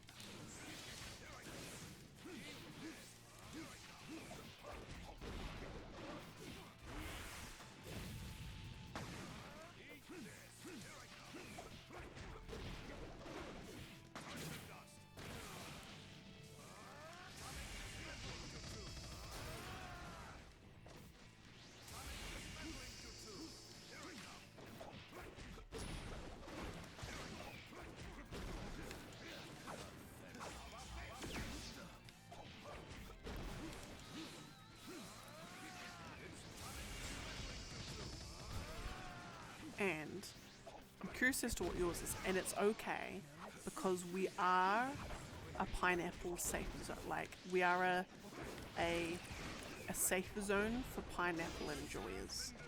If pineapple is your favorite topping ingredient, then that is okay. You are with friends here. Just putting that out there.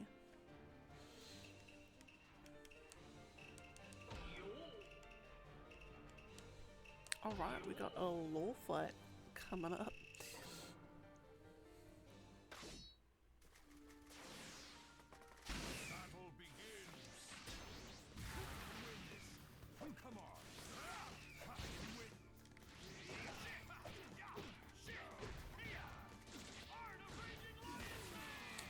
Favorite pizza is genuinely plain cheese. Like vanilla ice cream?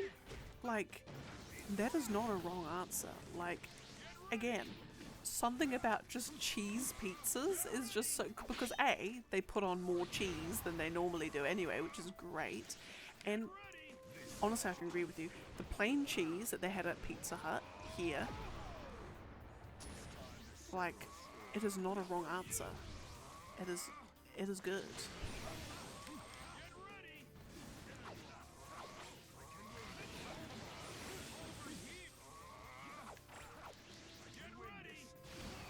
Got him. Now I should get.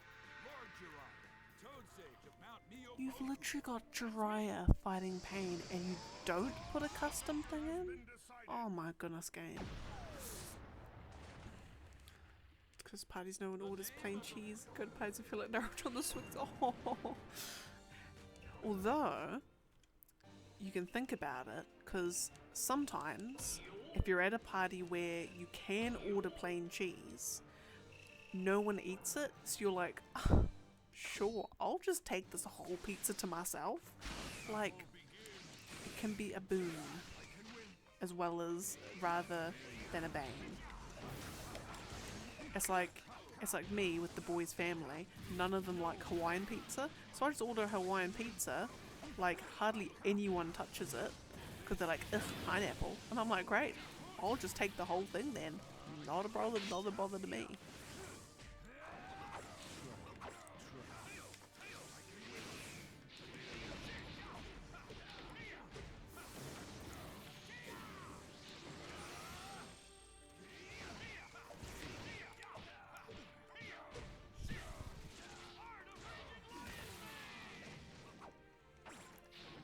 Chicken pies was the best you got for.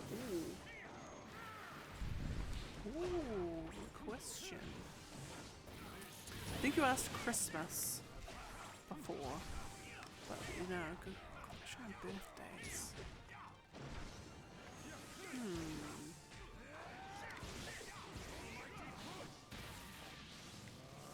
You shall be brought. I have no more lingering attachments to this world. Farewell, Jiraiya Sensei. Has been decided. No, that's right. You did ask Christmas, but then I said I can't think of one for Christmas, so my birthday one, which was when the boy got me my my digital art tablet, because I did have one but it didn't have a screen on it, and I had been saying for ages how I can't wait to get a drawing tablet with the screen because it will just make it so much easier to draw stuff, and he got me one, and I burst out crying as soon as I saw the logo on the box. Just like opened the present and I saw the logo. I knew straight away what it was, and I'm like, burst out crying.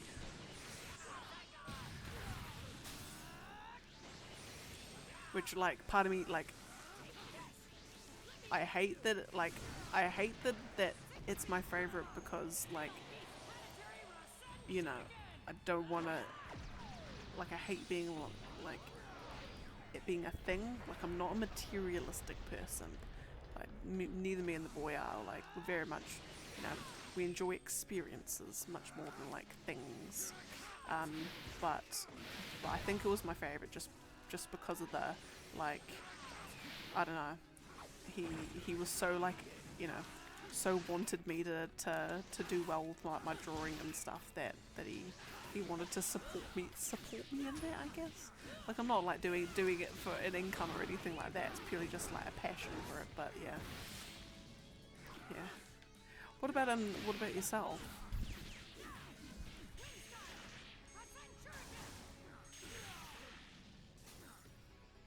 And The victor has been decided.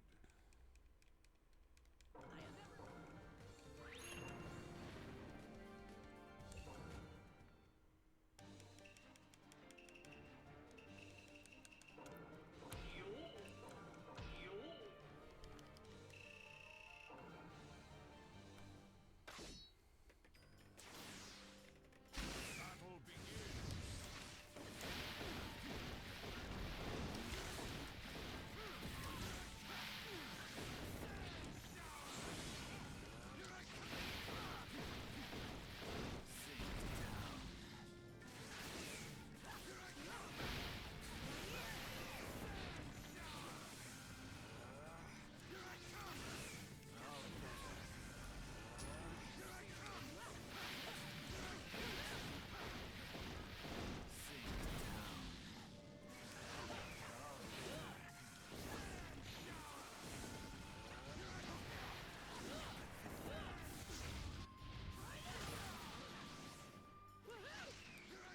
I feel like,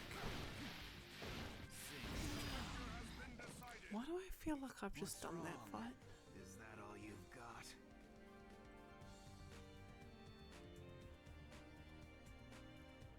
Why do I feel like I've just done that fight? Oh no, it's Naruto 6 Paths. Okay. No, I definitely feel like Naruto, that's who it was. Never mind.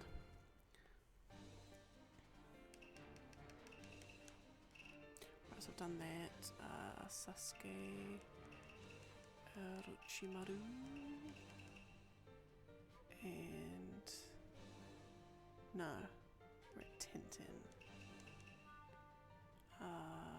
Where are we? There, completely blanked out. Tintin and Hidan.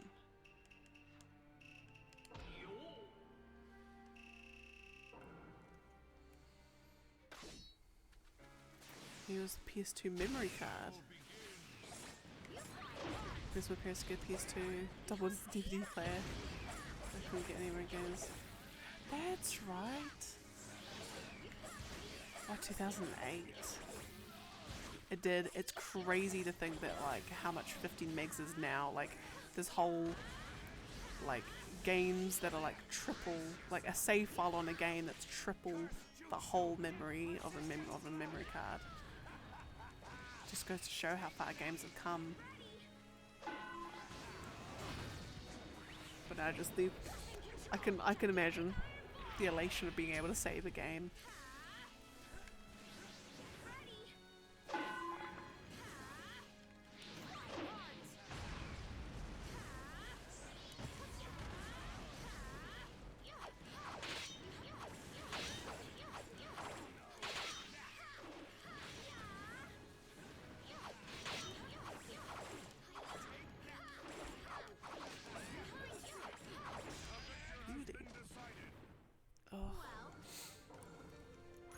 Yeah, I still think at just how small of a file size everything was back in the day. Just like in the span of like 20 years. In 20 years, how far games have come. Just on every front. It's kind of amazing and kind of beautiful.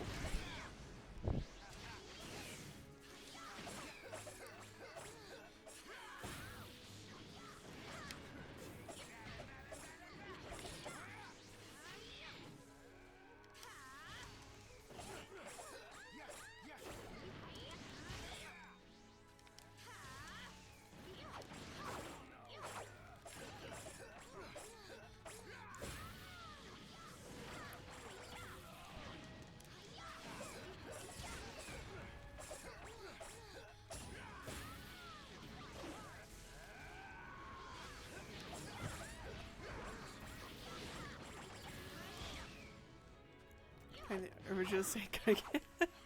It's just like, it's definitely one of those things. Like I remember like in Final Fantasy X, I remember watching my dad play Final Fantasy X, and like the CG cutscenes in that, like I just remember dad saying like, oh my god, it looks so realistic, it's almost like real life how good these graphics are.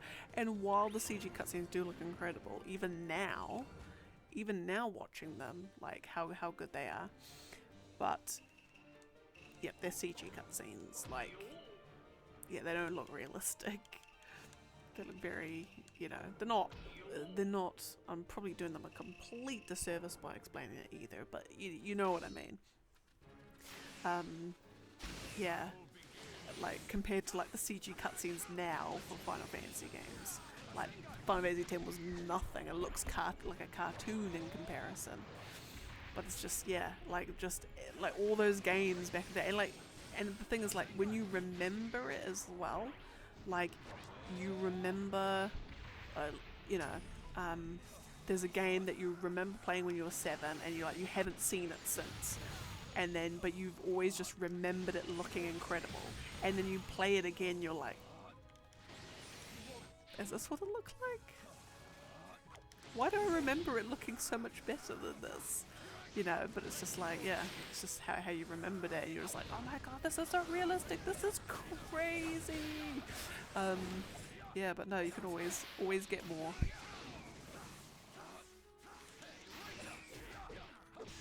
You know, until the day where you literally are the main character.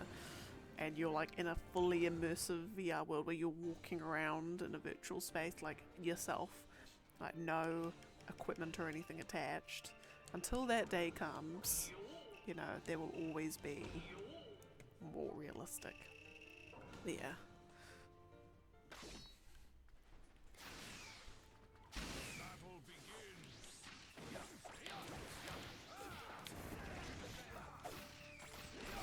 Or be a game that you want to be. Ooh.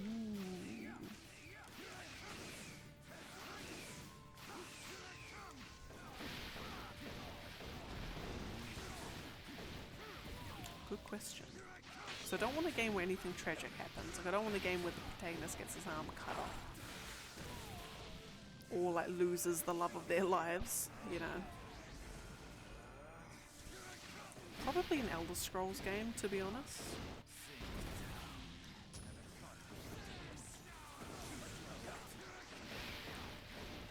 Like if you were the main character and you had like all of the skill level and abilities of it,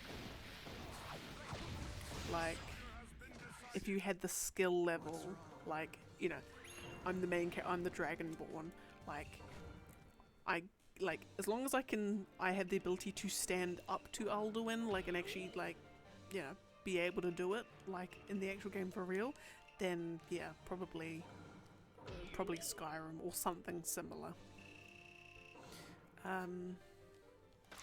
Or would I? Or would I be too scared?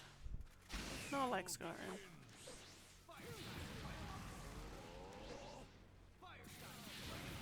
Also, I feel like I need a... Maybe do I do a Bayonetta? Because that would be pretty sick. Nah. What abilities will give me the coolest? What do I get the coolest abilities for? I could do like Kingdoms of Amalur and then I can like literally bend fate itself.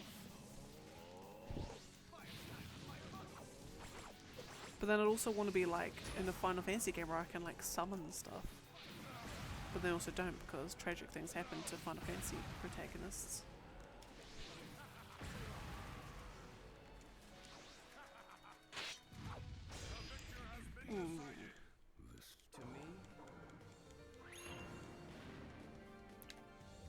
Or do I want to be Geralt? No, I don't want to be Geralt. I'd want to be Yennefer actually. But she's not main protagonist.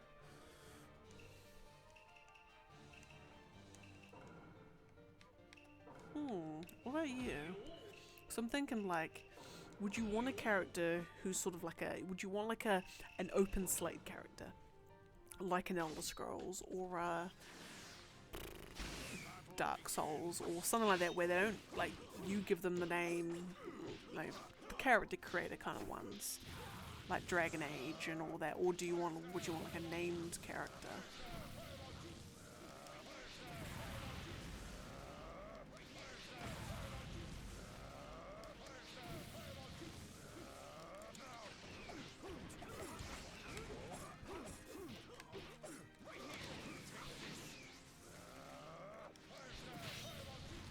Cause I'm trying to think what kind of like named character would be cool to have.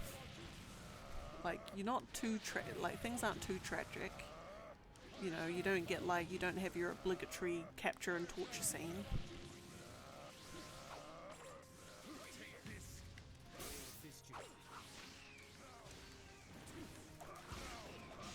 I was gonna go with Pokemon. Oh, yes. Yes. Of course, I need to think of the cutesy games.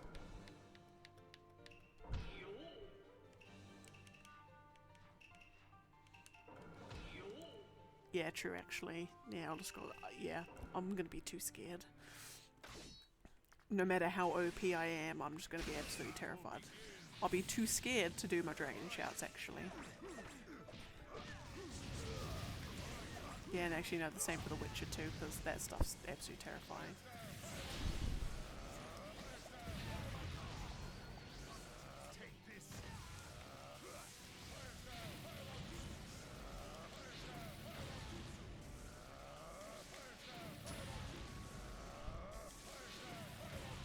What other cutesy games are there?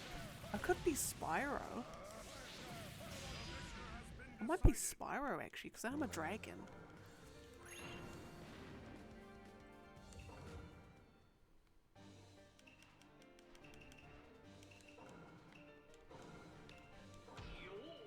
Actually, I might want to be Spyro, because then I'm a dragon. Or do you have to be humanoid?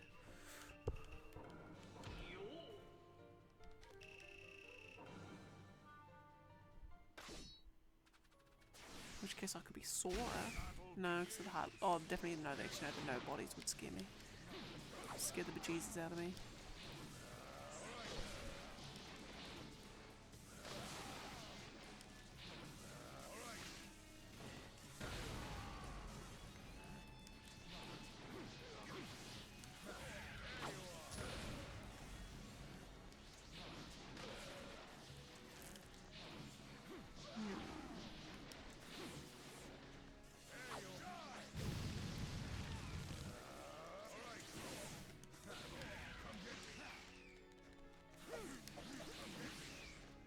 So if you yourself were in a video game, as me, as Miss Frizz.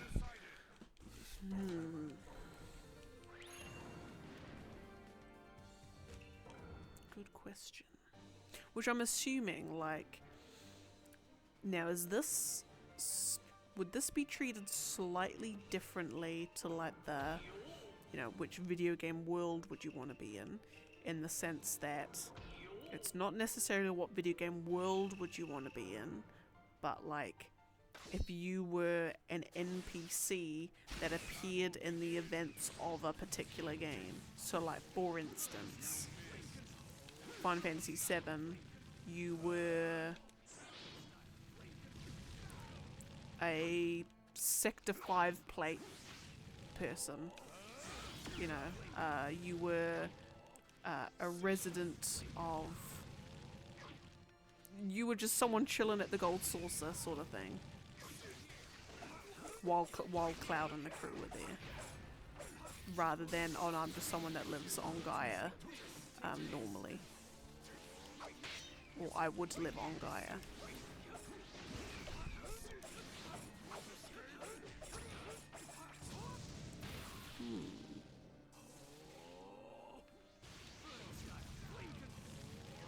For some reason the word that like Borderlands has come into my head, even though that would be the most awful place, awful video game to be. For some reason I'm getting Borderlands the pre-sequel in my head.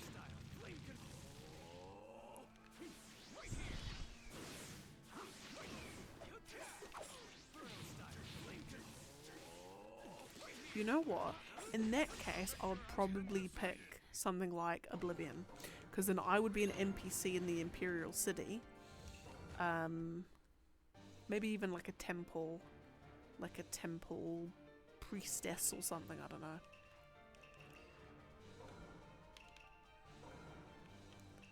Yeah, and then what are they called in Oblivion? What are they called? They're called the Hero of Kvatch. The Hero of Kvatch would chat to me to get directions to the market district. Yeah.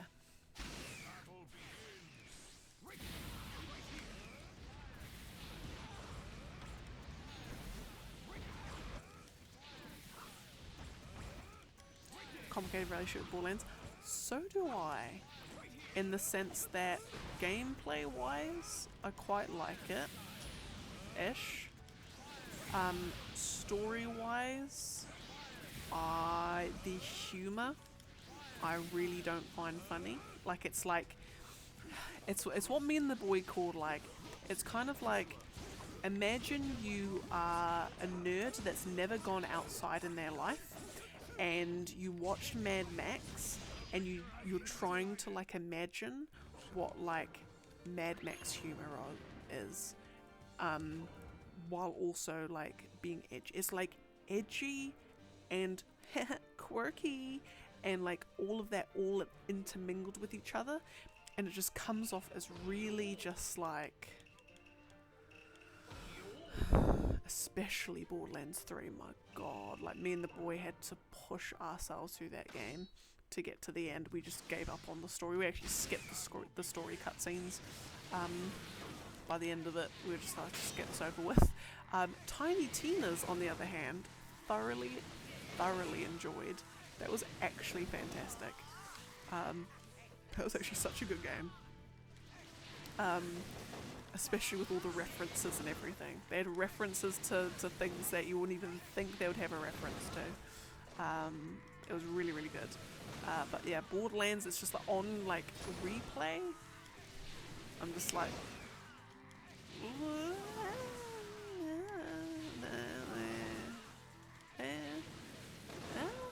Borderlands 1 I feel I liked more. I think out of all of them, I like Borderlands 1 the most. I think. Yeah. It's one I've got the fondest memories of anyway.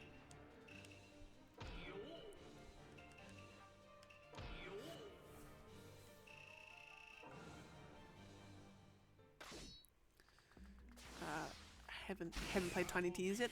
Go play Tiny Tina's. It is super fun. It is actually really, really good. Really enjoy it.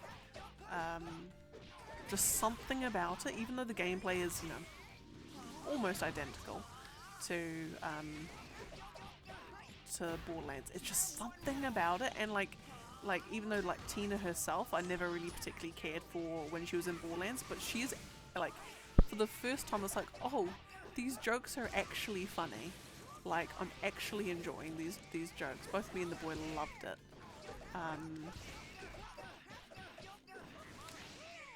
Yeah, but no, so highly recommend. As far as the boy gets crazy sounds, I found out. You what? Oh my goodness. Now I can understand what you mean by complicated feelings with it. Oh my gosh, and I'm so sorry that happened to you as well. Like, genuinely.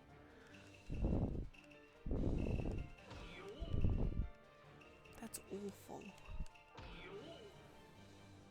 Like, it's one of those things, like, I've never had it happen to me. I mean, the boy is my first relationship, so fingers crossed it goes well. But, you know, he has been.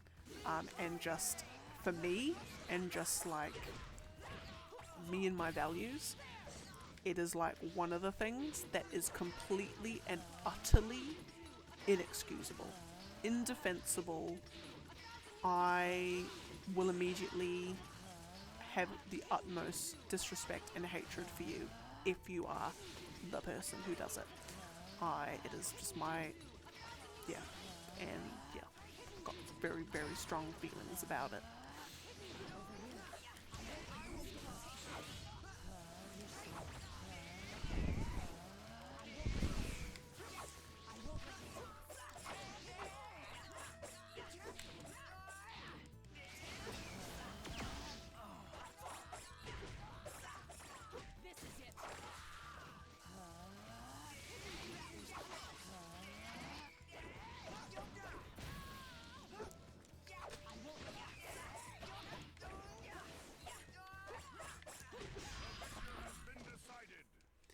But yeah, no, I can see how that would bring about complicated feelings. You're like, ugh, this game's so good, but also at the same time, rubbish happened.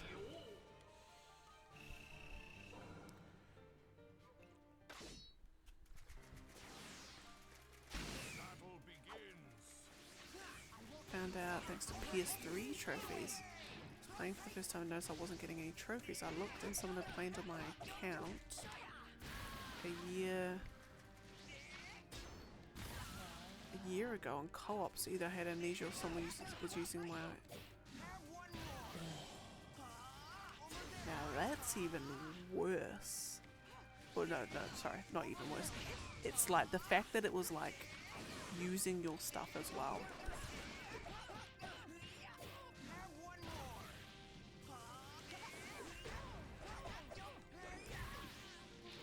Like that's like even, I mean, already inexcusable. That's just like, nah.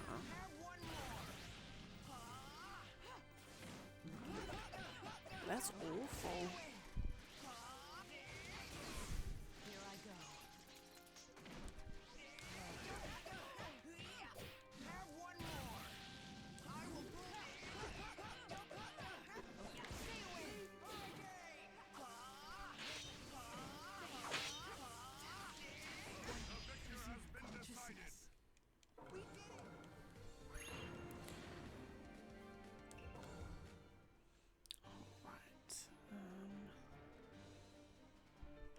Yeah, because I feel like someone I know found out in an awful way as well.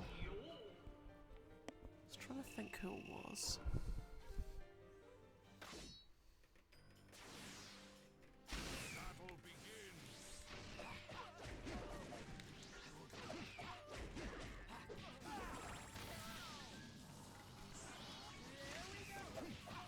I can't remember.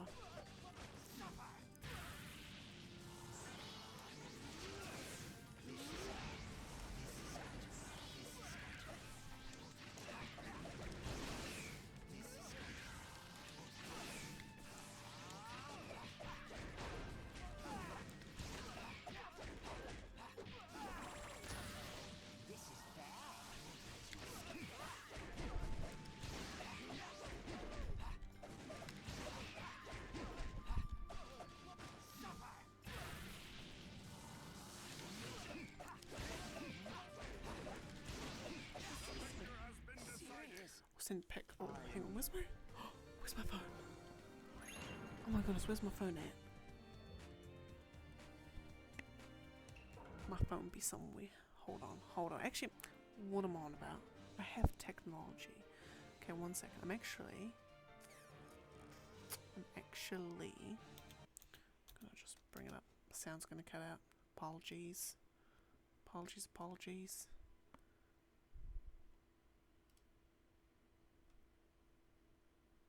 Oh.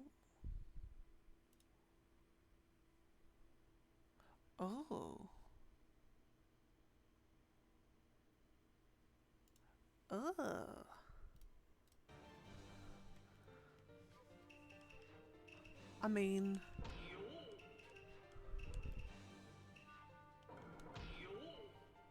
A, they weren't playing for very long. B, it's the audacity of it.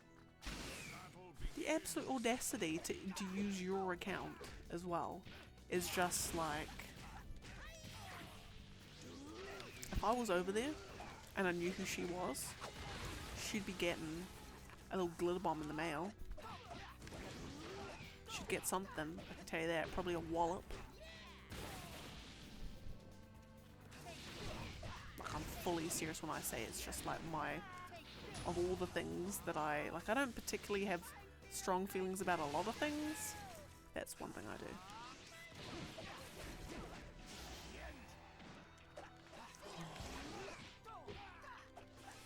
Again, I'm so sorry that it happened to you. It's like, shouldn't happen to anyone, to be honest. But yeah.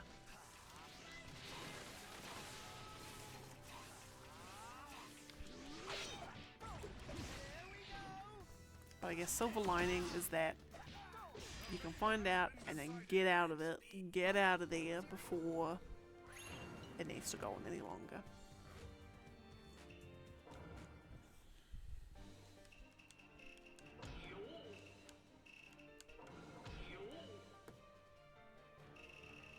Props to trophies for showing whether or not you play good.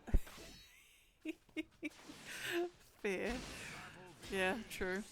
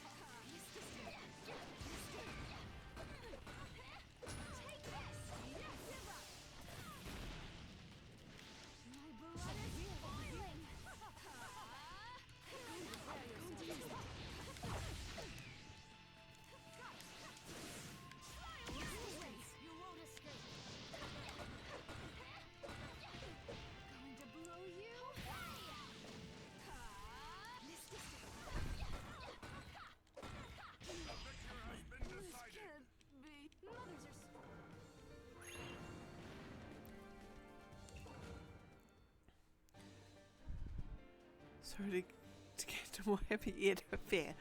It is fine. Happy to move on to a better topic. By all means. If you could be in any anime, which you pick, but once again, ooh.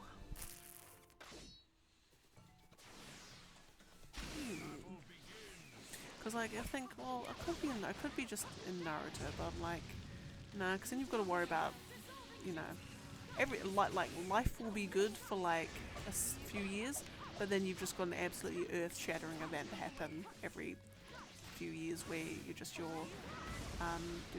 chance of death increased to about 300%. So I don't want those.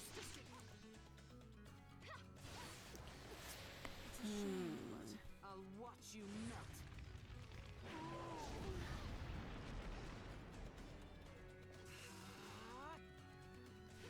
Probably something like Sword Art Online, really. In the sense that, like, It's sad that you know, I'm just someone who plays the game as well. Or is that kind of cheating?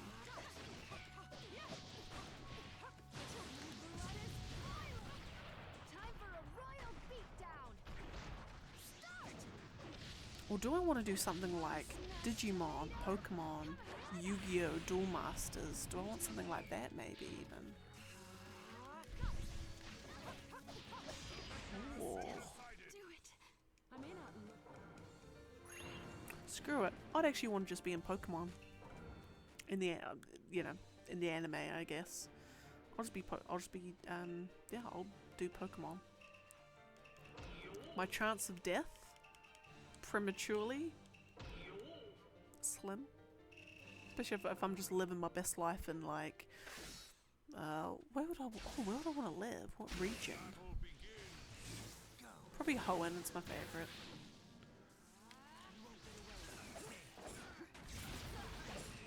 I'll be in Lily Cove City, probably. At the department store. I'm sick of looking at you. Yeah.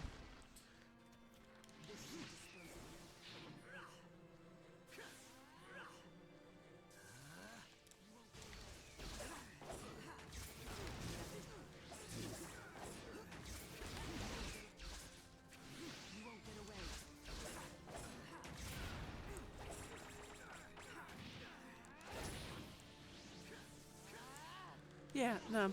I'm locking in Pokemon as my answer.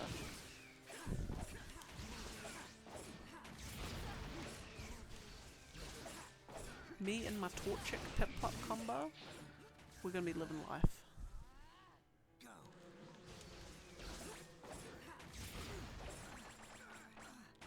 I'm sick of looking at you.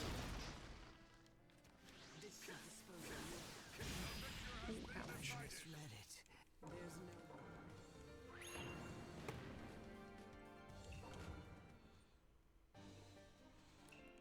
Yeah. And what are we getting? Sheena.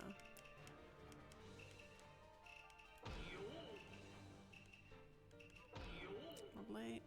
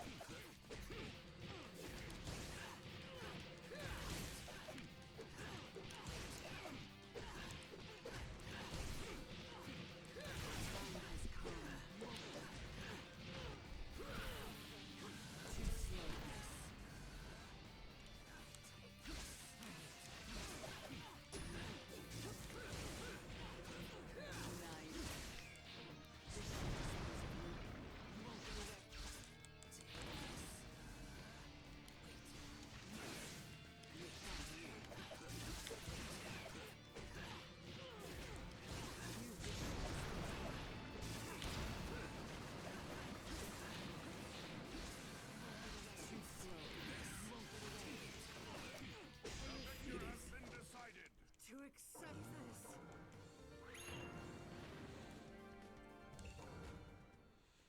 Right, Asuna and Dr. Zetsu. Now I've decided I'm probably actually just going to go straight up and do 100 fights today. Which means I've got basically 6 more fights to go. Yeah, because the thing with anime, because anime is like a hard one to decide which one you want to be in, because the problem with anime is that they're all violent. Not all of them, most of them. So you could pick something like fruit baskets, or my life as a humanoid pep soda can. I'm pretty sure that that's one where it's like anthropomorphized fizzy drinks. Like if Sprite and Fanta was a girl, I think. It's some really weird ones like that. So you could pick something outlandish like that.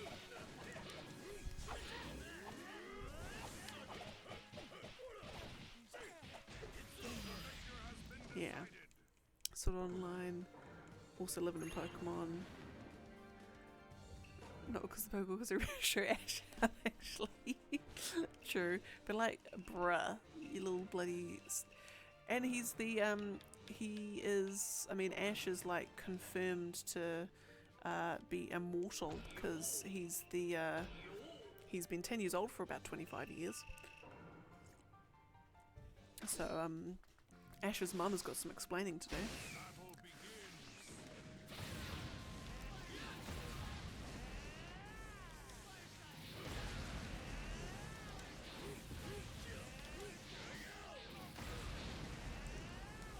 But no, not fully. I'm sorry, but you can't just like, cause now, correct me if I'm wrong,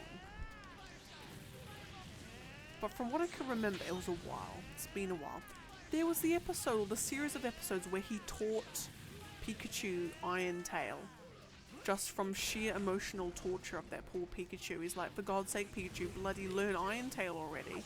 And then poor Pikachu's trying its hardest. It does learn Iron Tail.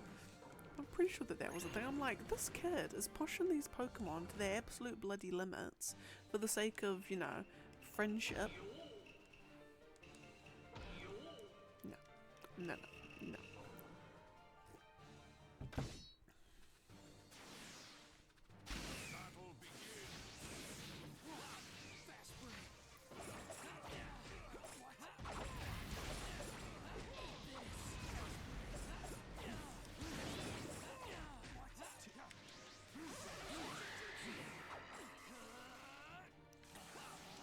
Yes, that's right, yeah.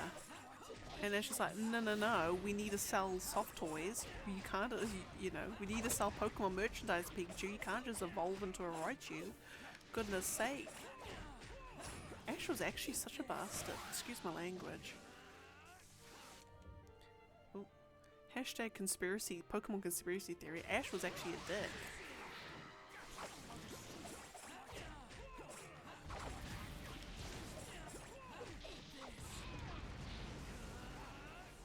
But now, question. If you were living in the Pokemon world and you were a trainer, you know, you'd plan to, you know, you're gonna go to the gyms, get your badges, do the Pokemon League, all that goodness. Would you do, and this is like thinking more in terms of what you sort of see in the anime rather than in the games as such, but would you be a trainer who like it's just me and my one Pokemon buddy and we're just gonna be like, it's just us and we're gonna see how far we can go, or would you be like the one that you've got your team of 6? Because when I think about it, like the main crew, like they're probably like one of the only few ones that you see, I think, and this is from someone who hasn't particularly watched the anime particularly religiously. Like, there was so many people that, like, there was the guy who, it was just him and his Lucario. Like, that was it. You know, you've got people like that. Like, oh, what's his name?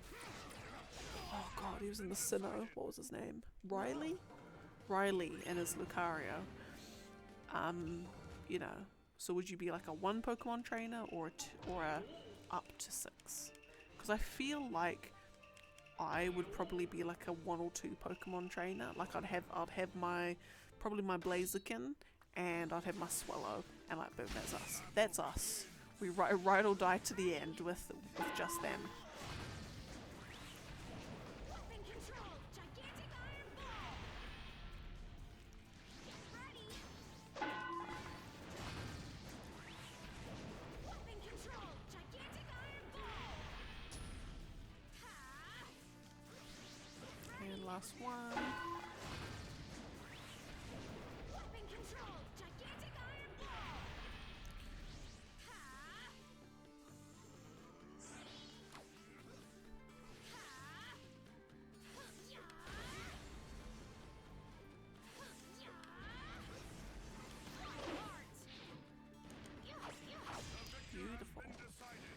6 I can understand how they become attached. I'll probably be in one Pokemon train with the Bulbasaur. Nice, nice, nice. A Bulbasaur starter. Actually, all of the starters respect. Don't think there's any starter you can pick where, like, everyone's just like, ugh. Other than... Nah, all of them. Yeah, all of them.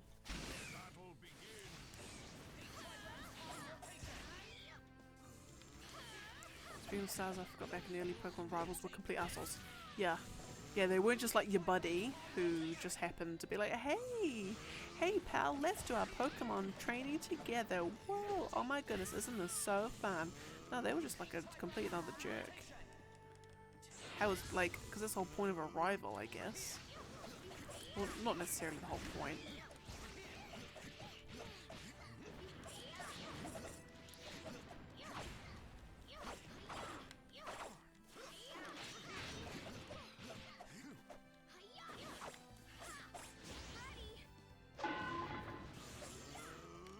Yeah, I didn't even think about it like that. It was a setup the whole time. Oh my goodness. Old Brendan in Pokemon. He's in Ruby and Sapphire and Emerald, isn't he? Old Brendan, your trainer, or your rival.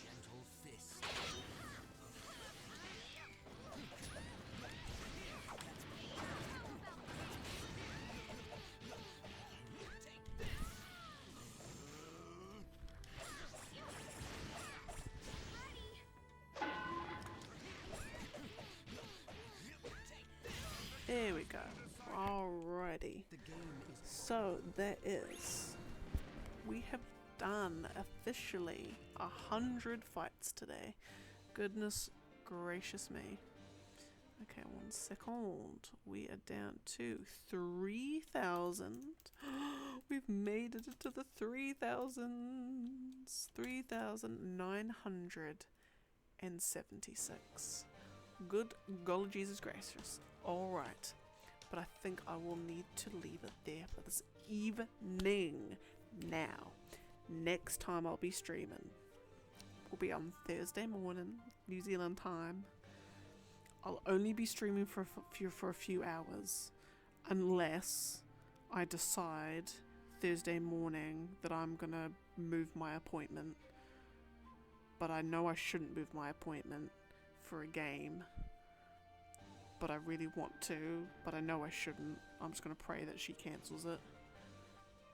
I'll see how I go. But no, catch it Thursday where we shall be returning with 5 16. Oh my god, I'm so excited. Oh my life. And I'm gonna see if I can try and do the whole prologue in one unbroken stretch before I've got to go. But I'll see. I'll see how we go. And it also all depends on the download speed. You've got the pre-download ready. Oh, I'm so like, I should have got the digital download, but also I really do want the deluxe edition, like the physical copy, which I suppose while it's downloading, because what I want to do is, like, when it's got like 5 minutes left, you know, depending on how long it takes, when it's got 5 minutes left, I'll start the stream, get all my ads out of the way, and then be like, right guys, here's the deluxe edition unboxing, here's my cloth map, and here's my, you know, this other stuff I got with it. Yeah. So you undoubtedly, well, actually no, because what's the, yeah, so it might actually end up being that you've actually, like, you might actually play it before me, to be honest, depending on how time is.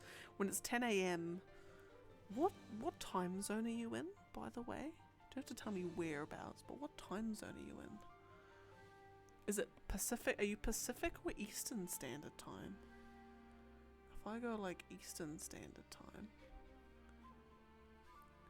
so if I go conversion, so where are we? 10 AM is 5 PM on, no wait, the day before. You're the best. So okay, so you're Eastern. So when I play it, it'll be 6 o'clock or between 5 and 6 on the previous day. Alright. But no, but I mean, all I'll be playing is whatever because it's the prologue, it'll be whatever was in the demo anyway. So, but anyway, I'm excited, and that will be Thursday. I will probably start weeping. I will probably start crying. I'm fully, the feelings are going to overtake me to the point I will actually be shedding tears the whole way through at the beauty and the majesty. So just be aware of that. If I start sobbing profusely, I'm not upset, I'm just really happy. But anyway, until then, thank you so much for sticking around. Thank you so much for being here. As always, your presence is much obliged, much appreciated, much grateful. You know what I mean? But no, stay well, stay rested, stay fruity fresh, stay hyped for Final Fantasy 16. Oh my goodness. But until then, bye.